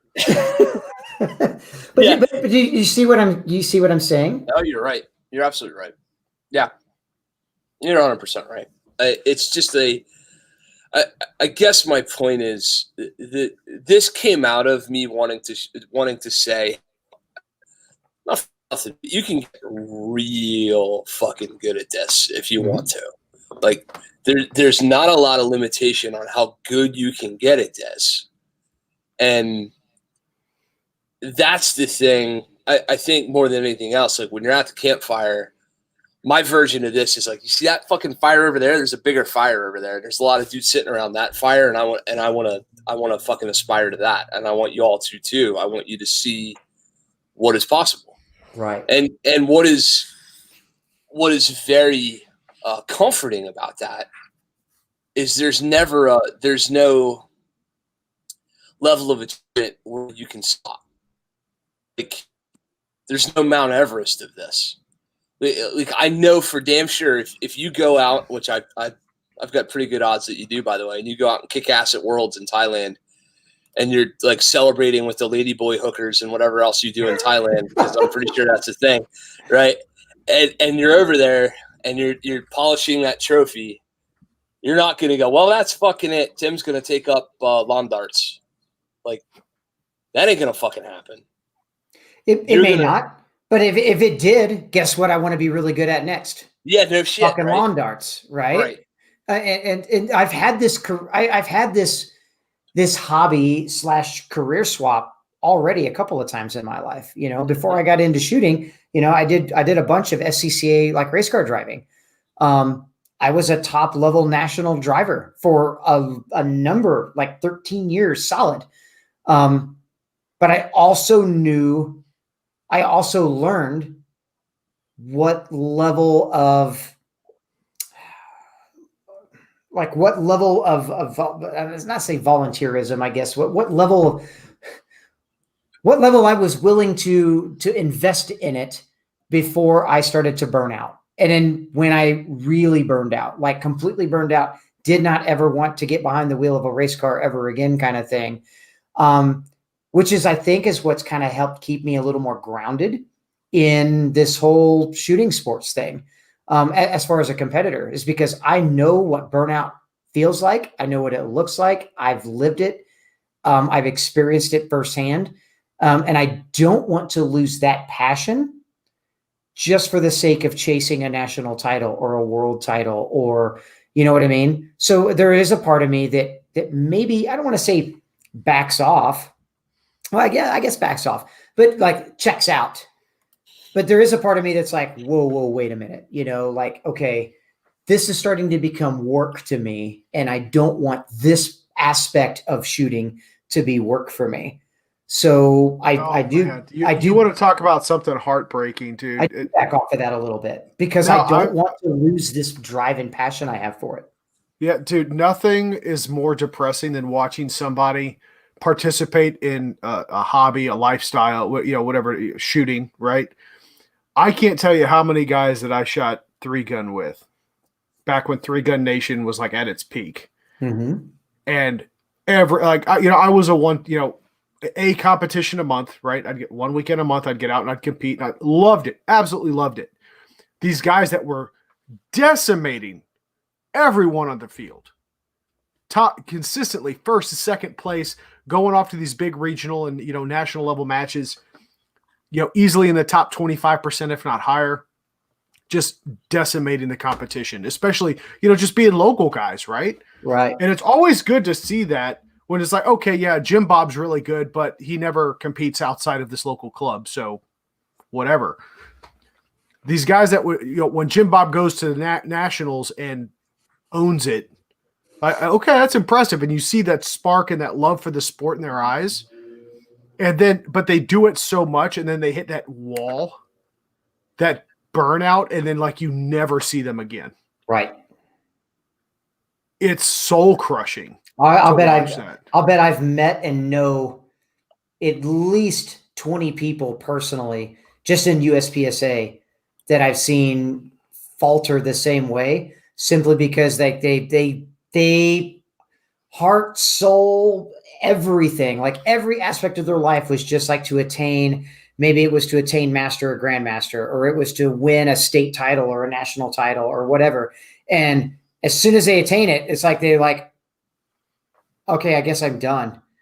And I guess I'll go home now. Yeah, this wasn't fun anymore. This hasn't been fun for a long time. And you see him off doing some other kind of hobby or something else. And it's like, oh man, I was there once, and I know firsthand what it looks like. And I've given him, like, I've seen the warning signs, and I've given him advice. Hey man, back off a little bit, or hey, do this, or hey, don't burn yourself out. And they do it anyway, because they're like, what do you know? Trust me, I know. And yeah, it does. It sucks. I've seen some amazingly talented shooters that could be lifelong, artists of this martial art, that have just like, I don't want to do this anymore. It's not fun. It's not interesting because I went too hard, too fast, too deep kind of thing. And they burned out. And I think for me, like, that's like, I know what my level of investment is before I start to get those feelings. And I'll teeter on those feelings for quite a while before I'm, finally those feelings start to overcome progress or, or expectations or goals. And then it's like, okay, I need to back off, and for me, backing off might be, I'm going to take a fucking month off in the middle of summertime, the middle of full competition. And I'm not going to touch a gun. I'm not going to dry fire. I'm not going to live fire, because it's become work. And I can't, I need to take a break. I need to recharge my batteries. I need to circumvent burnout by doing something else that keeps me engaged. Any one of the other umpteen priorities that we as men in America set for ourselves, Right. Yep. Really like how this came out. So what I also find interesting about this is just how much that which is measured is what we work on, right? So we talk about goals, we talk about expectations, or we talk about whatever. How many dudes are out just swinging the golf club and don't measure? Or how many dudes are out, just sending rounds at targets and don't keep track of part times, don't keep, there's one dude over here running practice score and coach's eye and fucking 5 apps and 2 devices trying to track what he's got going on. There's another dude that just goes out to the range and throws a target up there and right. I think there's a happy medium in those two. Oh yeah. There's somebody that there's those guys that literally, 4 GoPros and video cameras and, range logs and coach's eye or shot coach or any of those kind of things. And they're constantly like, they almost get, like analysis paralysis, that is a thing, those types of guys are kind of like, dude, you need to drop all that stuff. A logbook is a great thing. Having a regimen is a great thing. Trying to do those things as well, and getting some video feedback time, on occasion is a good thing. But trying to do all of those things all at the same time, all the time, it's a recipe for disaster, right? Because then when you're not making the gains that you want to make, it's simply because, again, like you can't see what's the forest through the trees. Right, you can't see the forest through the trees. You're too busy looking at the data and trying to break down the data, and not busy enough trying to apply change to your regimen or try to apply purpose to your regimen. It's all about numbers, and you can be a numbers geek and great, and you'll pick up some things, but you'll burn out, At the same time, there has to be some purpose to your practice. So if you're just going to the range with a fucking ammo can full of ammo and your gun and a couple of targets, and you think just because I'm out there making noise, I'm getting someplace, that's not, that's a recipe for disaster as well. So, and both sides of the spectrum do burn out equally for different reasons. So like I said, there's a happy medium. A lot of it is, like I said, is everybody has access to information. If you're listening to this podcast, you have access to all of the information, honestly, at your fingertips that you need to build yourself a good dry fire and live fire regimen. If you feel like you need some leadership on that, that's where guys like Kent and myself, and TJ and other great trainers can give you some reality checks and give you some aspects on things, on what needs to be worked on, what is, again, kind of that, like separating, kind of the milk from the cream, or it's, and knowing what's important and what's not. That's important as well. But like I said, man, there's a ton of information out there. Just the information overload. You can literally click on YouTube or click on Instagram or click on Facebook and find free information from just about anybody anymore. Now, granted, there's so much information out there, it can be overwhelming to kind of figure out what's good and what's wrong, what's right and what's bad. But like I said, if you're listening to this podcast, I don't think you've had a guest on that you wouldn't entrust with giving good information to people. So yeah, absolutely. Well, I mean, it comes down. It's about asking good questions, right? Sure. There's no we frequently said there's no such thing as a stupid question, but there are good questions and there are questions. Right.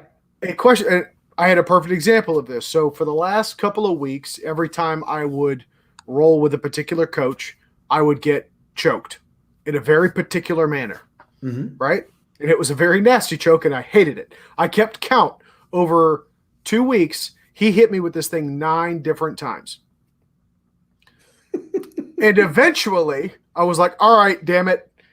What do I keep messing up where you keep hitting this? Because I know that I was not seeing enough of what – I wasn't paying enough attention to what I was doing to see what situation I was putting myself in that would allow him to be successful with this particular maneuver.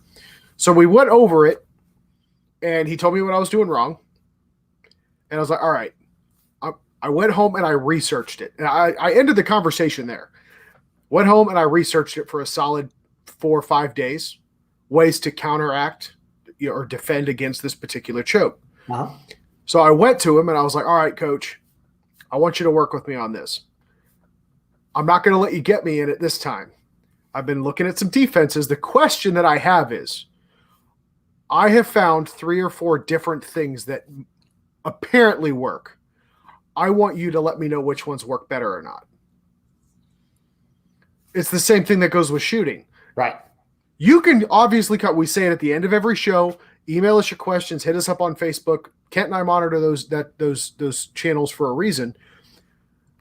You will be doing yourself a great service if you take the time to do a little bit of research and come to us with something like, hey, Kent, hey, TJ, I want to get better at my draw time. I saw these 3 or 4 or 2 things, whatever it might be, on how to improve that. Which one of these is bullshit and which one of these is the best, or which one worked for you? What should help me separate the chaff from the wheat versus, hey, I suck at shooting. How do I get better? Right. Well, and each one will get a very positive response, I assure you. But absolutely, but one's going to get you a more detailed response than that's a more direct answer to your question than maybe the other will. A prime example of this, and I'm not meaning to call. I was kind of reading through the comments here. Jordan Spradley, earlier in this podcast, you put on there. He's like, "Hey, what type of dry fire work does Tim do or suggest?" And I kind of been hanging on to that question. I had to go back up and find it again. But that's a prime example. Like, what type of dry fire do I do or suggest? It really depends on what it is you want to focus on to get better at, right? Because dry fire should be regimented, but it should be regimented based on a certain technique or a certain skill that you're looking to attain. So, I could sit here and come up with 10 different training regimens that would that might meet 10 different people's like ideas of what they would like to get out of a dry fire session. that still would not be conducive to Mr. Spradley having a dry fire regimen that is conducive to the best Jordan we can get out of him. You know what I mean? That's tough. That's let me be Mr. Spradley's advocate, because I want to ask this question for myself, and I think this is a good segue into that.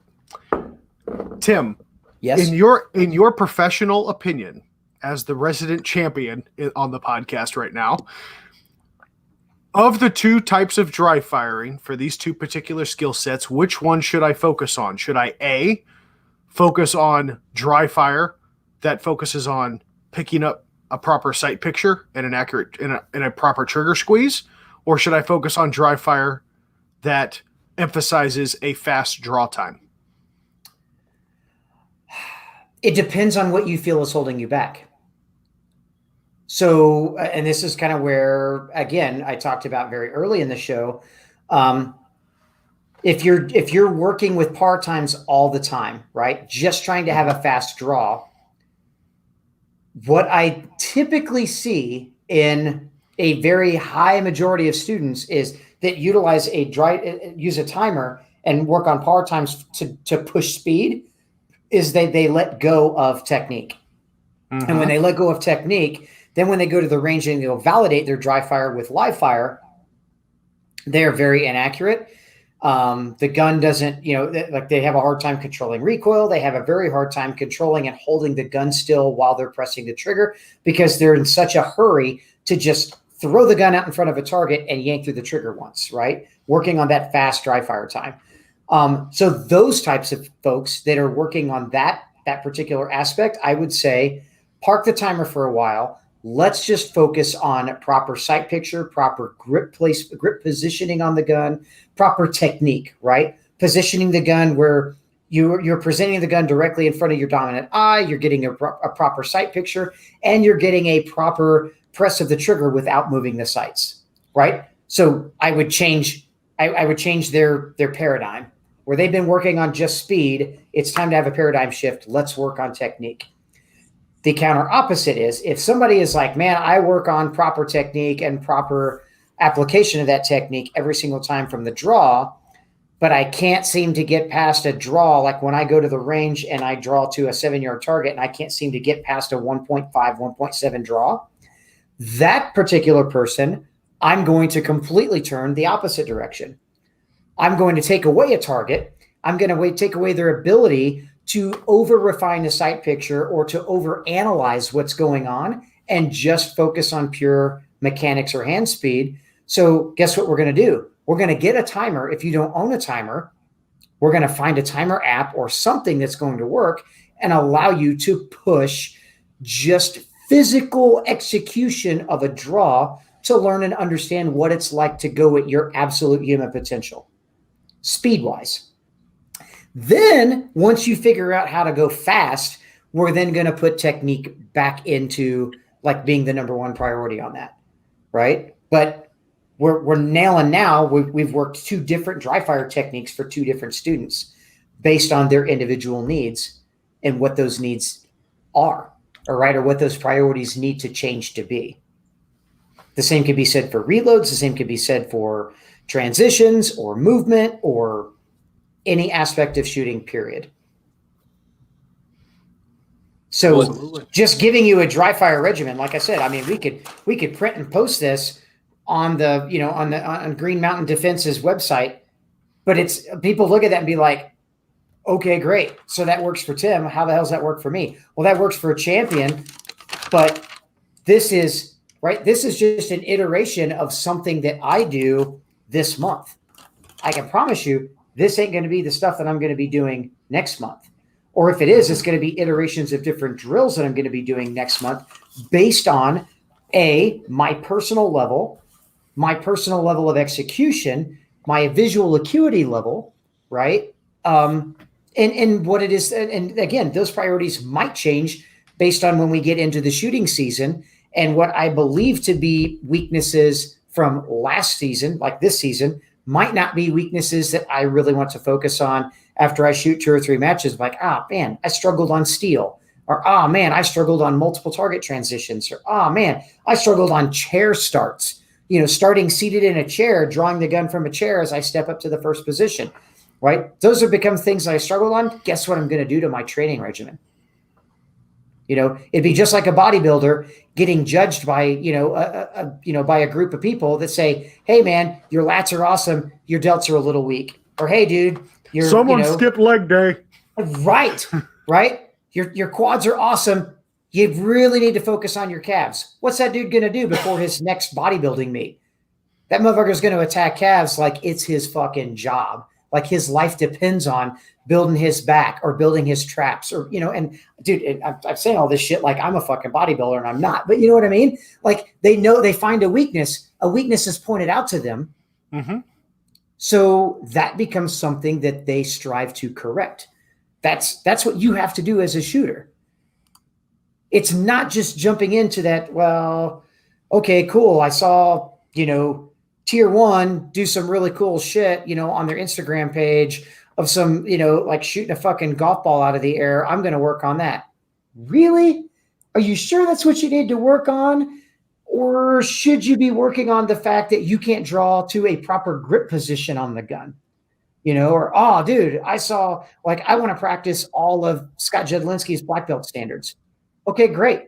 But how are you going to practice those black belt standards if you can't even get a proper purchase on the gun from the holster or clear the cover garment correctly? You see what I'm saying? Yeah. Like, you need to find what your priorities are and correct those things or build a regimen around correcting those things first before then expanding that workout routine to something a little more all-inclusive. I think that's probably one of the best skills I've ever seen among quality trainers. And that's not necessarily just the ability to make you better. It's the ability to give you the tools to identify and self-diagnose what your own deficiencies are in their absence. Absolutely. Not everybody can, like, what's better than a class with Tim Herron or Kent Hauer? Having that little, nugget that Tim Herron or Kent Hauer left you to carry around in your pocket to pull out when you're all by your lonesome and you're on the range and you keep whiffering those shots to the low left. Yes. Well, what the hell keeps happening? What am I messing up? Oh, that's right. Let's go through the fundamentals with it. And then you can identify what you need to work on. And that's exactly what I tell people in my class. And Kent has, lived this firsthand with me in my particular class. My class isn't about building you into a better shooter in 2 days. And I hate using that whole cliche statement of tools for your toolbox. It almost, I hate that. It's just a sour, everybody uses that and overuses it. But my class is bullets for your gun belt. Right. Okay. But my class is built on how to structure your practice to give you purposeful practice, as well as giving you purposeful diagnostic aids, right? Or diagnostic tools, so that again, I'm not going to be there. I'm with you 2 days out of 365 days in your year, right? What I'm trying to give you is an education and give you points to look at so that for the next 363 days that you're by yourself, you've got those diagnostic skills to look at yourself and be like, oh no, I know why I'm getting that low left. Or, oh man, I know why I got that anticipation, or I know why I couldn't transition the gun target to target to target, on this transition drill. And now I know how to correct it. I know what I wasn't doing, and that's what caused this, right? So they learn cause and correction. So, and I think that's what a good educator should be able to do. It's not just like, okay, for the sake of rote repetition, we're all going to shoot 1,000 rounds, and we're all going to do these 5 drills or these 10 drills, and that's all we're going to do. I'm not a drill leader. Like, I'm an educator, and Kent, I'm sure, is the exact same way. It's like your job is to give them ideas on how to train, but your number one priority is to give them like things to think about in their training, right? To elicit that diagnostic train to start rolling, so that when things go bad, they can identify it and they also know a solution to how to fix it. Absolutely. So again, a dry fire changes, your needs for live fire change, your needs for dry fire change. That regiment should always be evolving. There are things that it might evolve and I remove out to work on other things. And then 3 months later, 5 months later, a year later, guess what happens? Those things aren't important and I revisit other things. It's not like I'm always looking for ways to reinvent the fucking wheel. That's impossible, right? But what I'm going to do is I'm going to go back and revisit things that were important before so as not to allow those to become a weakness. Or because I've trained on those so much, I'm starting to get stale or a little stagnant on them. Now I'm going to work on something else so that when I come back and revisit this again, I'm fresh and I'm seeing it with a fresh perspective, which allows me then to overcome, again, overcome plateaus. And that's what this is all about. Amen, brother. It's funny, man, because the student always wants that. They're like, well, what do I do right now? What do I do now? I want something to do fucking now. Now. This is a thing that came to me first from Jedi, so I'll credit him with it. I know it's not like he's not the only person who have ever said it. Stop being so damn results focused. Yes. Start enjoying the process. The process. Rather than the like, oh, I hit the button and the thing said 0.9 instead of 1. Like art, yay. How about like, can we enjoy getting better?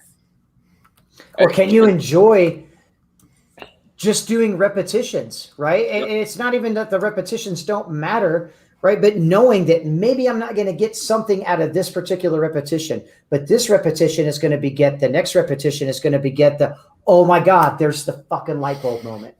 There it is, right? And enjoying that journey that gets us to each and every single one of those little light bulb moments.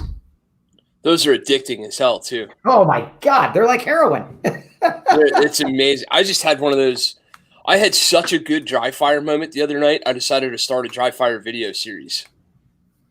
I literally stood there like, oh my fucking God, how did I not? Like, where did that come from? Mm-hmm. And I'll be honest with you, it was on some shit that I thought I had anchored.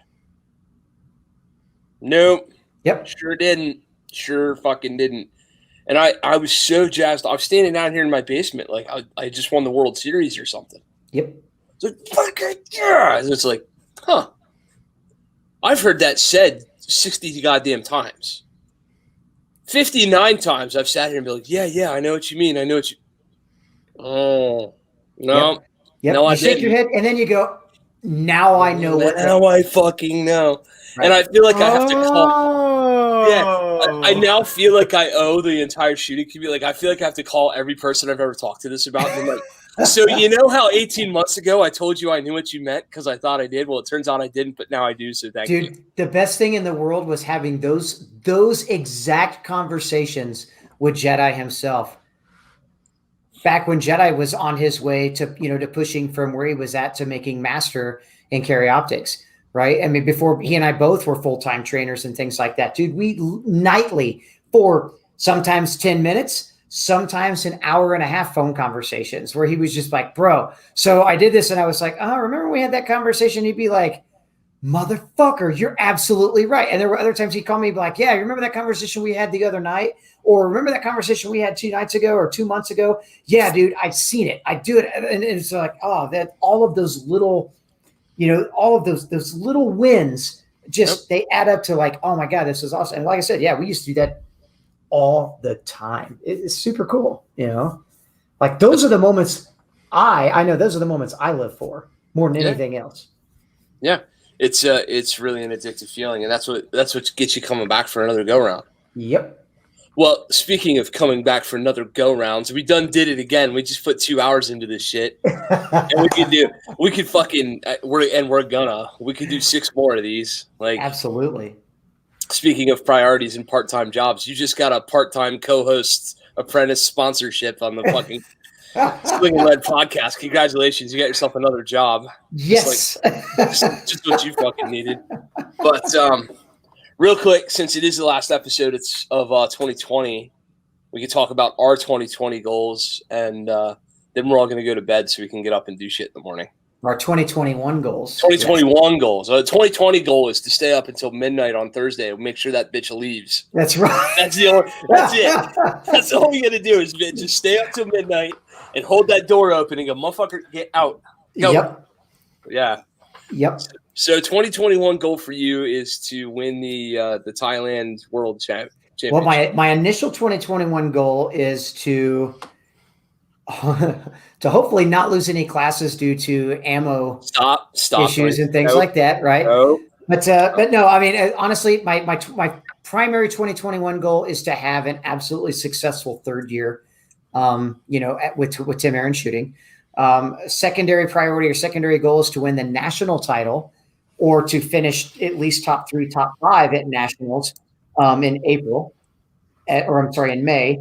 That's at CNP range in Alabama for the single stack and the low cap national championships for USPSA. And then, of course, my ultimate also goal would be to, once my classes all wind down, and I'm purposely winding classes down early instead of training all the way through the year, November, December, purposely kind of but cutting classes off like the second week of November, so that I can really focus on, personal training and everything for the World Shoot in Thailand, which is the first week of December, and hopefully going to Thailand and laying down an IPSC Classic Division World Championship.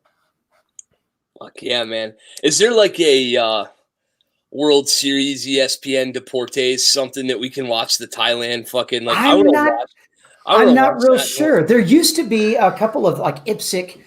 So IPSC, International Practical Shooting Confederation, used to do some like YouTube televised information, things like that, where and a lot of times they'll record it. So they'll pre-record it and then they'll release it like a month later or something like that.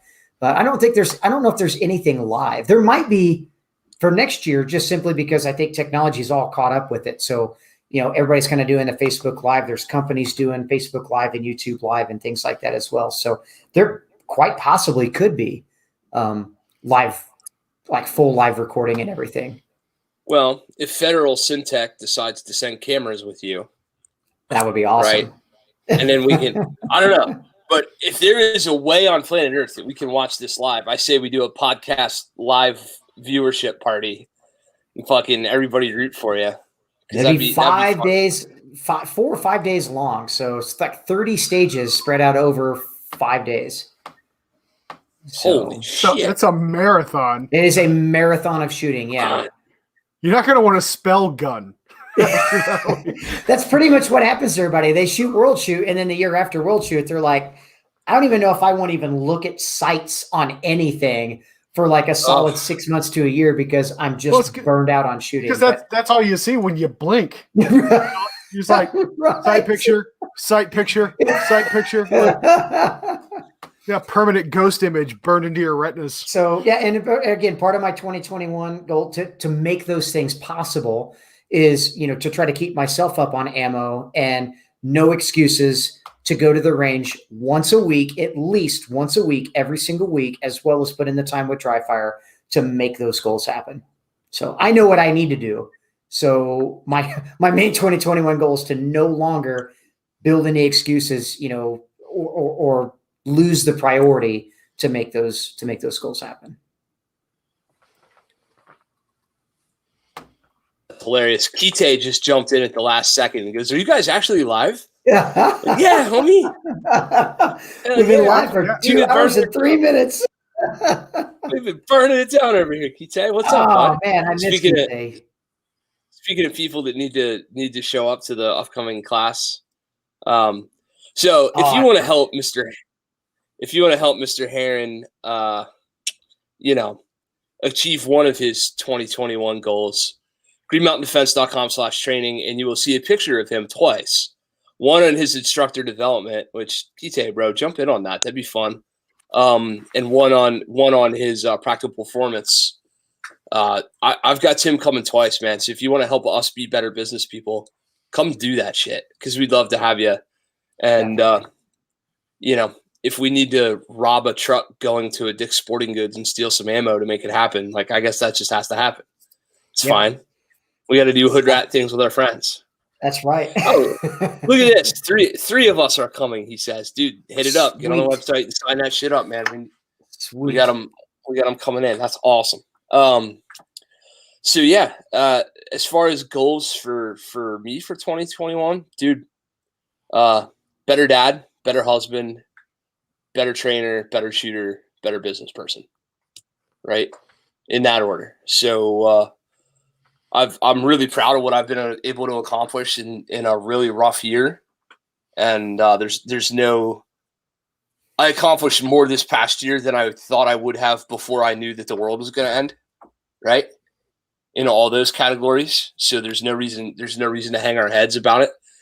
And another goal is, this is a little bit off topic, but it is really important to me, is that, man, we got to do a better job of treating each other better as people, like, just period. I just will not suffer shitty people in 2021. I just won't have it. And there's no reason. Like, if this last year has taught us anything, it's the importance of being good to each other and family and friendships and the people who mean the most to us and all that good kind of stuff. So if you're not doing something to support that, if you're not in some way helping somebody else, just stop. Just go away. Honestly, I just can't stand it anymore. So those are my goals. That, and to continue to be as charmingly debonair good looking as I currently am. I can't let that drop off. Fuck you, TJ. You know what? We gotta have goals, buddy. I'm not gonna shit on your dreams. Appreciate that. What do you got, dude? Oh man. So I have 3 goals in mind for 2021. So first, professionally, I am currently reading. I'll hold it up here. I'm currently going through this study guide, the Certified Incident Information Security Manager certification. So that is a professional goal that I have set for myself. That is actually going to be priority number 1, because it's been a hot minute since I've earned any certifications. It's kind of about time. I can't keep making it on my good looks and wit. No, you cannot. So that's priority number 1. Priority number 2 is I want to take gold this year at a jiu-jitsu competition. Ooh, shit. Awesome. I competed twice this year.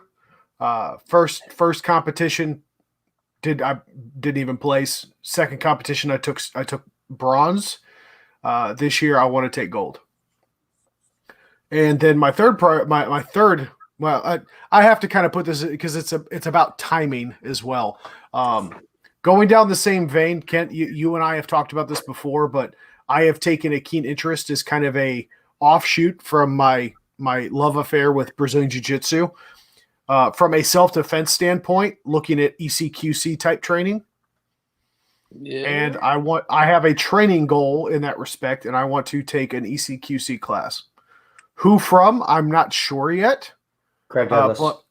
That of course is the first name that comes to mind. But yeah, we've also had him on the show, Bill Rapier. I'd like to take a class from.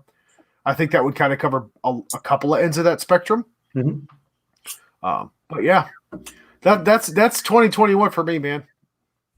Awesome. Well, dudes, that's awesome. Here's to coming back in a year and celebrating Tim's victory in Thailand, TJ's golds, and I didn't really quantify anything. And Kent's good looks. Being better. All I said was, now that I realize this, all I said was better, better, better, better. And I need to quantify mine a little. I need to better define what better really means to me. But it's not a being a better husband or better dad is a tough thing to quantify. Nobody's going to give you a gold in that necessarily. There's no victory to win or whatever, other than the undying of your family members.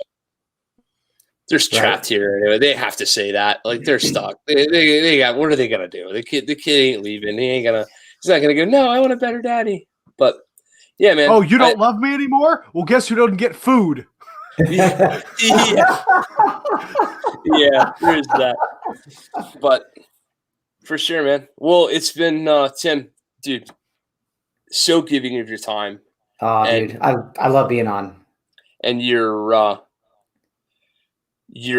continuous willingness to give away the milk when they don't have to buy the cow, or whatever version of that euphemism you'd want to use. But how many dudes on here tonight on our live chat were literally, I know for damn sure there's dudes that were like, I was getting text messages going, what the fuck did he just say? I'm like, shut up, I'm trying to pay attention. Listen later.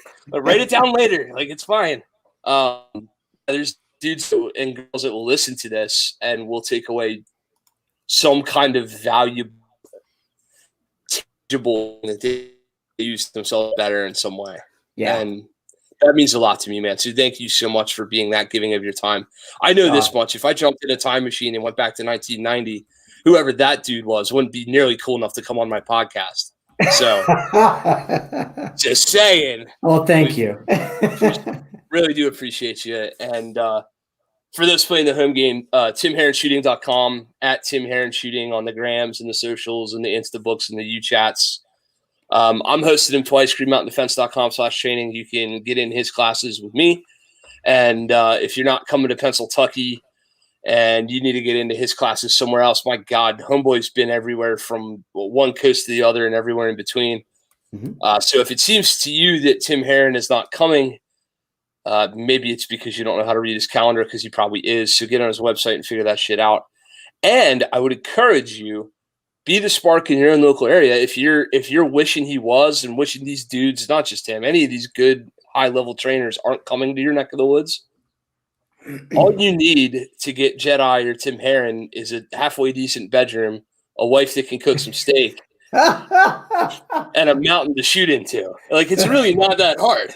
You don't even have to host me at your house. I promise you. No, you have to. That's new. We'll work on that later. We're writing it into the contract. It's a whole thing. No, but I don't want to have an episode where it's an Amber Alert for Tim Herron. Okay. But I will promise you, if anybody was interested in hosting me for a class, though, I will do everything in my power to help you every step of the way. And I know if you guys had questions too, Kent's really good with sharing information and telling you how. I don't want to say how easy, because I know it's not easy. But it can be made pretty damn trouble-free and pretty simple process to be able to host. Like I said, I've got like a frequently asked questions, like a 9 or 11 page, like kind of how to host guide that I've painstakingly written over months and months and months to be able to give to anybody that's interested in hosting me, that's maybe never hosted a class before. That would really help along the way too. So, I mean, I would love to have new hosts as well, and have new locations that I can come to.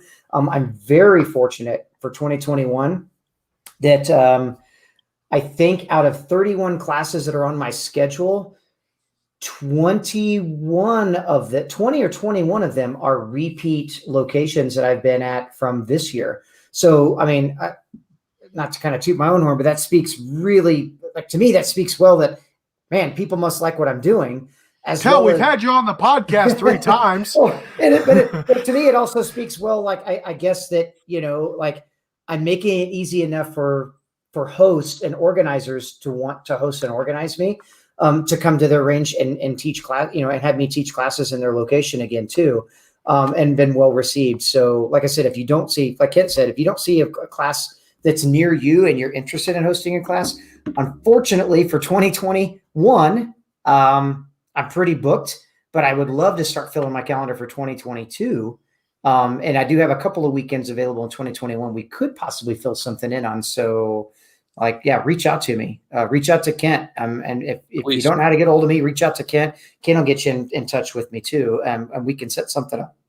Yeah. Just in general, be that spark, be the person that brings that. You will be amazed what it will do for your trajectory as a shooter and as a person who takes training seriously. Yep. You'll be absolutely, if there's one thing that I could say has led to my personal development these last few years, it's been that. So do that. It is immensely worth your time, effort, and energy. these guys, I mean, there's how many of these episodes have we done? There's a ton of these guys that are pros at doing this. Make no mistake, you're gonna work. Put on your running shoes. Get ready to work. Get ready to run targets and run steel and set stages and build walls and do. You're gonna do some shit. You're absolutely gonna do some shit. But it'll be one of those weekends of work. And honestly, leading up to it, it's a ton of work in the admin side of things. But I promise you won't do it and regret it. The greatest thing is building the relationship with the trainer. Building and having a high quality, not even just a relationship from a business aspect, but building a true friendship. It becomes one of those things then too, where at the drop of a hat, I've turned down other locations with and not like on purpose, not because I'm like, oh, I don't get along with that guy, but I've had to tell other potential hosts or organizers like, hey man, I can't do it on that weekend because I'm saving that month until I hear back from Kent, or I hear back from Eric Steiner in Idaho, or I hear back from Bill Armstrong at Meat Hall Range in Oklahoma. I mean, I build these relationships with these folks that love to have me out and bend over backwards. It's all I can do to bend over backwards to accommodate their schedules and when they want me out too. And I mean, having like a potential person that wants to host an instructor, being able to build that relationship with an instructor, dude, I mean, at the drop of a hat, you could call and say, hey, Tim, I want you to come to my range in November. Bro, I'm going to break my back if it's what it takes to come out to be at your range to train. You know, if you say, hey, I want you to teach a class, dude, I want to be there, you know, because again, it's that relationship is important to me. You know, not just from a business relationship, but from a personal friendship, you know, and I don't take these things lightly. So absolutely not. And just one last point on this, and then we're really are going to go. But if you're a training dude, if you're a serious student, get to know the guy or girl in your local area who's doing the hosting. So I'm going to tell you right now, like, take a class with me or not, that's fine. I'd love to have you. But if you want to have an opportunity to get in on these classes with all these folks, the people who are nationally renowned and recognized, and you've got a bucket list, chances are they've either been on the damn show or I'm trying to bring them here or I'm trying to do whatever. So like if you've got a hard on that you just, God damn it, I want X person to come here. Man, I'll tell you what, if they've been on our damn show and we've talked to them and we've gone through this whole process already, and we already have a relationship and I already know how to host things, it's not very hard for me to all right, let's run the play again. Let's do this again. Let's bring in X. Let's bring in Y. Let's go. Right. And it's beneficial to that. You know, when I get to people that sign up for our email list and all that kind of stuff, and they go, Jesus Christ, dude, what all do you really have going on? I'm like, well, keep it up. Like, start paying attention, because, you know, the worst thing you could do is find out that so-and-so was 10 minutes away from your house and you didn't know. And you've been watching their damn ass on Instagram for 2 years, or, you know, reading on the books' faces, or watching the goddamn, you know, checking out practice score competitor, going, how's my favorite shooter doing? And you find out they were here. That's pretty silly. Like, you probably should have showed up. So anyway, TJ's turned off his lights. I think it's time for him to go to bed. Oh, there you are. I thought you were asleep. I'm here. No, I'm here. Well, I'm terribly sorry I kept everybody up so late. No, man, we love you. We could easily go for another hour, but then nobody would want to come back. We just got to keep it going. You can't leave everything on the table the first shot. Exactly. Or the third in this. Or the third. No, Tim, seriously though, bud, we do love having you. I'm actually going to be getting up super early so I can actually go hunting tomorrow. So I want to shoot something in the face. Awesome. No, shoot something with a face. That's what I meant to say. That sounds far less creepy. Yeah. But no, Tim, it has been an absolute pleasure to have you, man. Once again, a happy new year to you. May you achieve all of your goals and yet still exceed them. Thank you very much. So, Ket, always a pleasure doing the show with you, man. This year's been absolutely fantastic. It really has been. I mean, aside from some of the dumb shit that's gone on in 2020, you know, I like to be one of those guys that counts my blessings.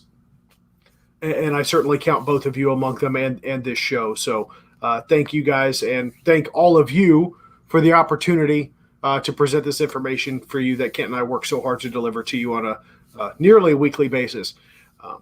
Of course, we would be remiss if we didn't mention our affiliates. Of course, Kent and I are both members of the Right On Optics Pro staff. RightOnOptics.com for all of your optics needs, red dot variable power optics, low variable power optics, binoculars, all sorts. Go check them out. Available at many of our affiliate links as well. greenmountaindefense.com/affiliate-links. If you're so inclined, you're going to be purchasing gun stuff anyway. You might as well use the affiliate link so we can get a little kickback from it. It supports the show and gets you the great deals delivered right to your door. Medical training, of course, is important. Showing some love for Carrie Davis over at Dark Angel Medical, darkangelmedical.com. Code BB15, that's Bravo 15, will get you 15% off at checkout. Just let him know the Sling'N Led podcast sent you, although I do think that his holiday special is still going on. Regardless, leave him that little note in the comments section when you place your order. Let him know that we're sending some love his way. Until then, folks, that's all the time we have for. What did I forget this time? God damn it, bro. Affiliated training companies, thank you so much to Apache Solutions, Modern Samurai Project, Gunset over in Ohio, Tim Herron Shooting, fucking Archetype of the Gun, Brian and Shelly Hill, all these folks. If I sit here and try to list them, it's going to be another hour. But I've had more collaboration in the last year with people who should be quote unquote competitors.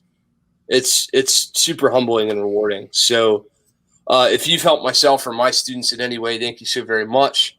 And if you're hearing the sound of our voice and you can't figure out where to go take a training class, there's a clue. Go to those places and take those classes. Charity stuff, holdmyguns.org. Buy the t-shirt for tonight and proceeds will be donated to HMG. Tim's got his own t-shirt on our Teespring. It's the Tim Herron Train Like a Champ shirt. So Timmy, you can go buy one of those in quadruple extra small. I think they make one and then Yes. you go set. I specifically requested negative sizes. Oh my God. Check out our respective socials. TJ is the Lead Sling'N Ginger. I am at Green Mountain Defense. And most importantly, everybody, man, get out there, take care of each other. And until we see each other next time, God bless. Thanks. Later, everybody. Happy New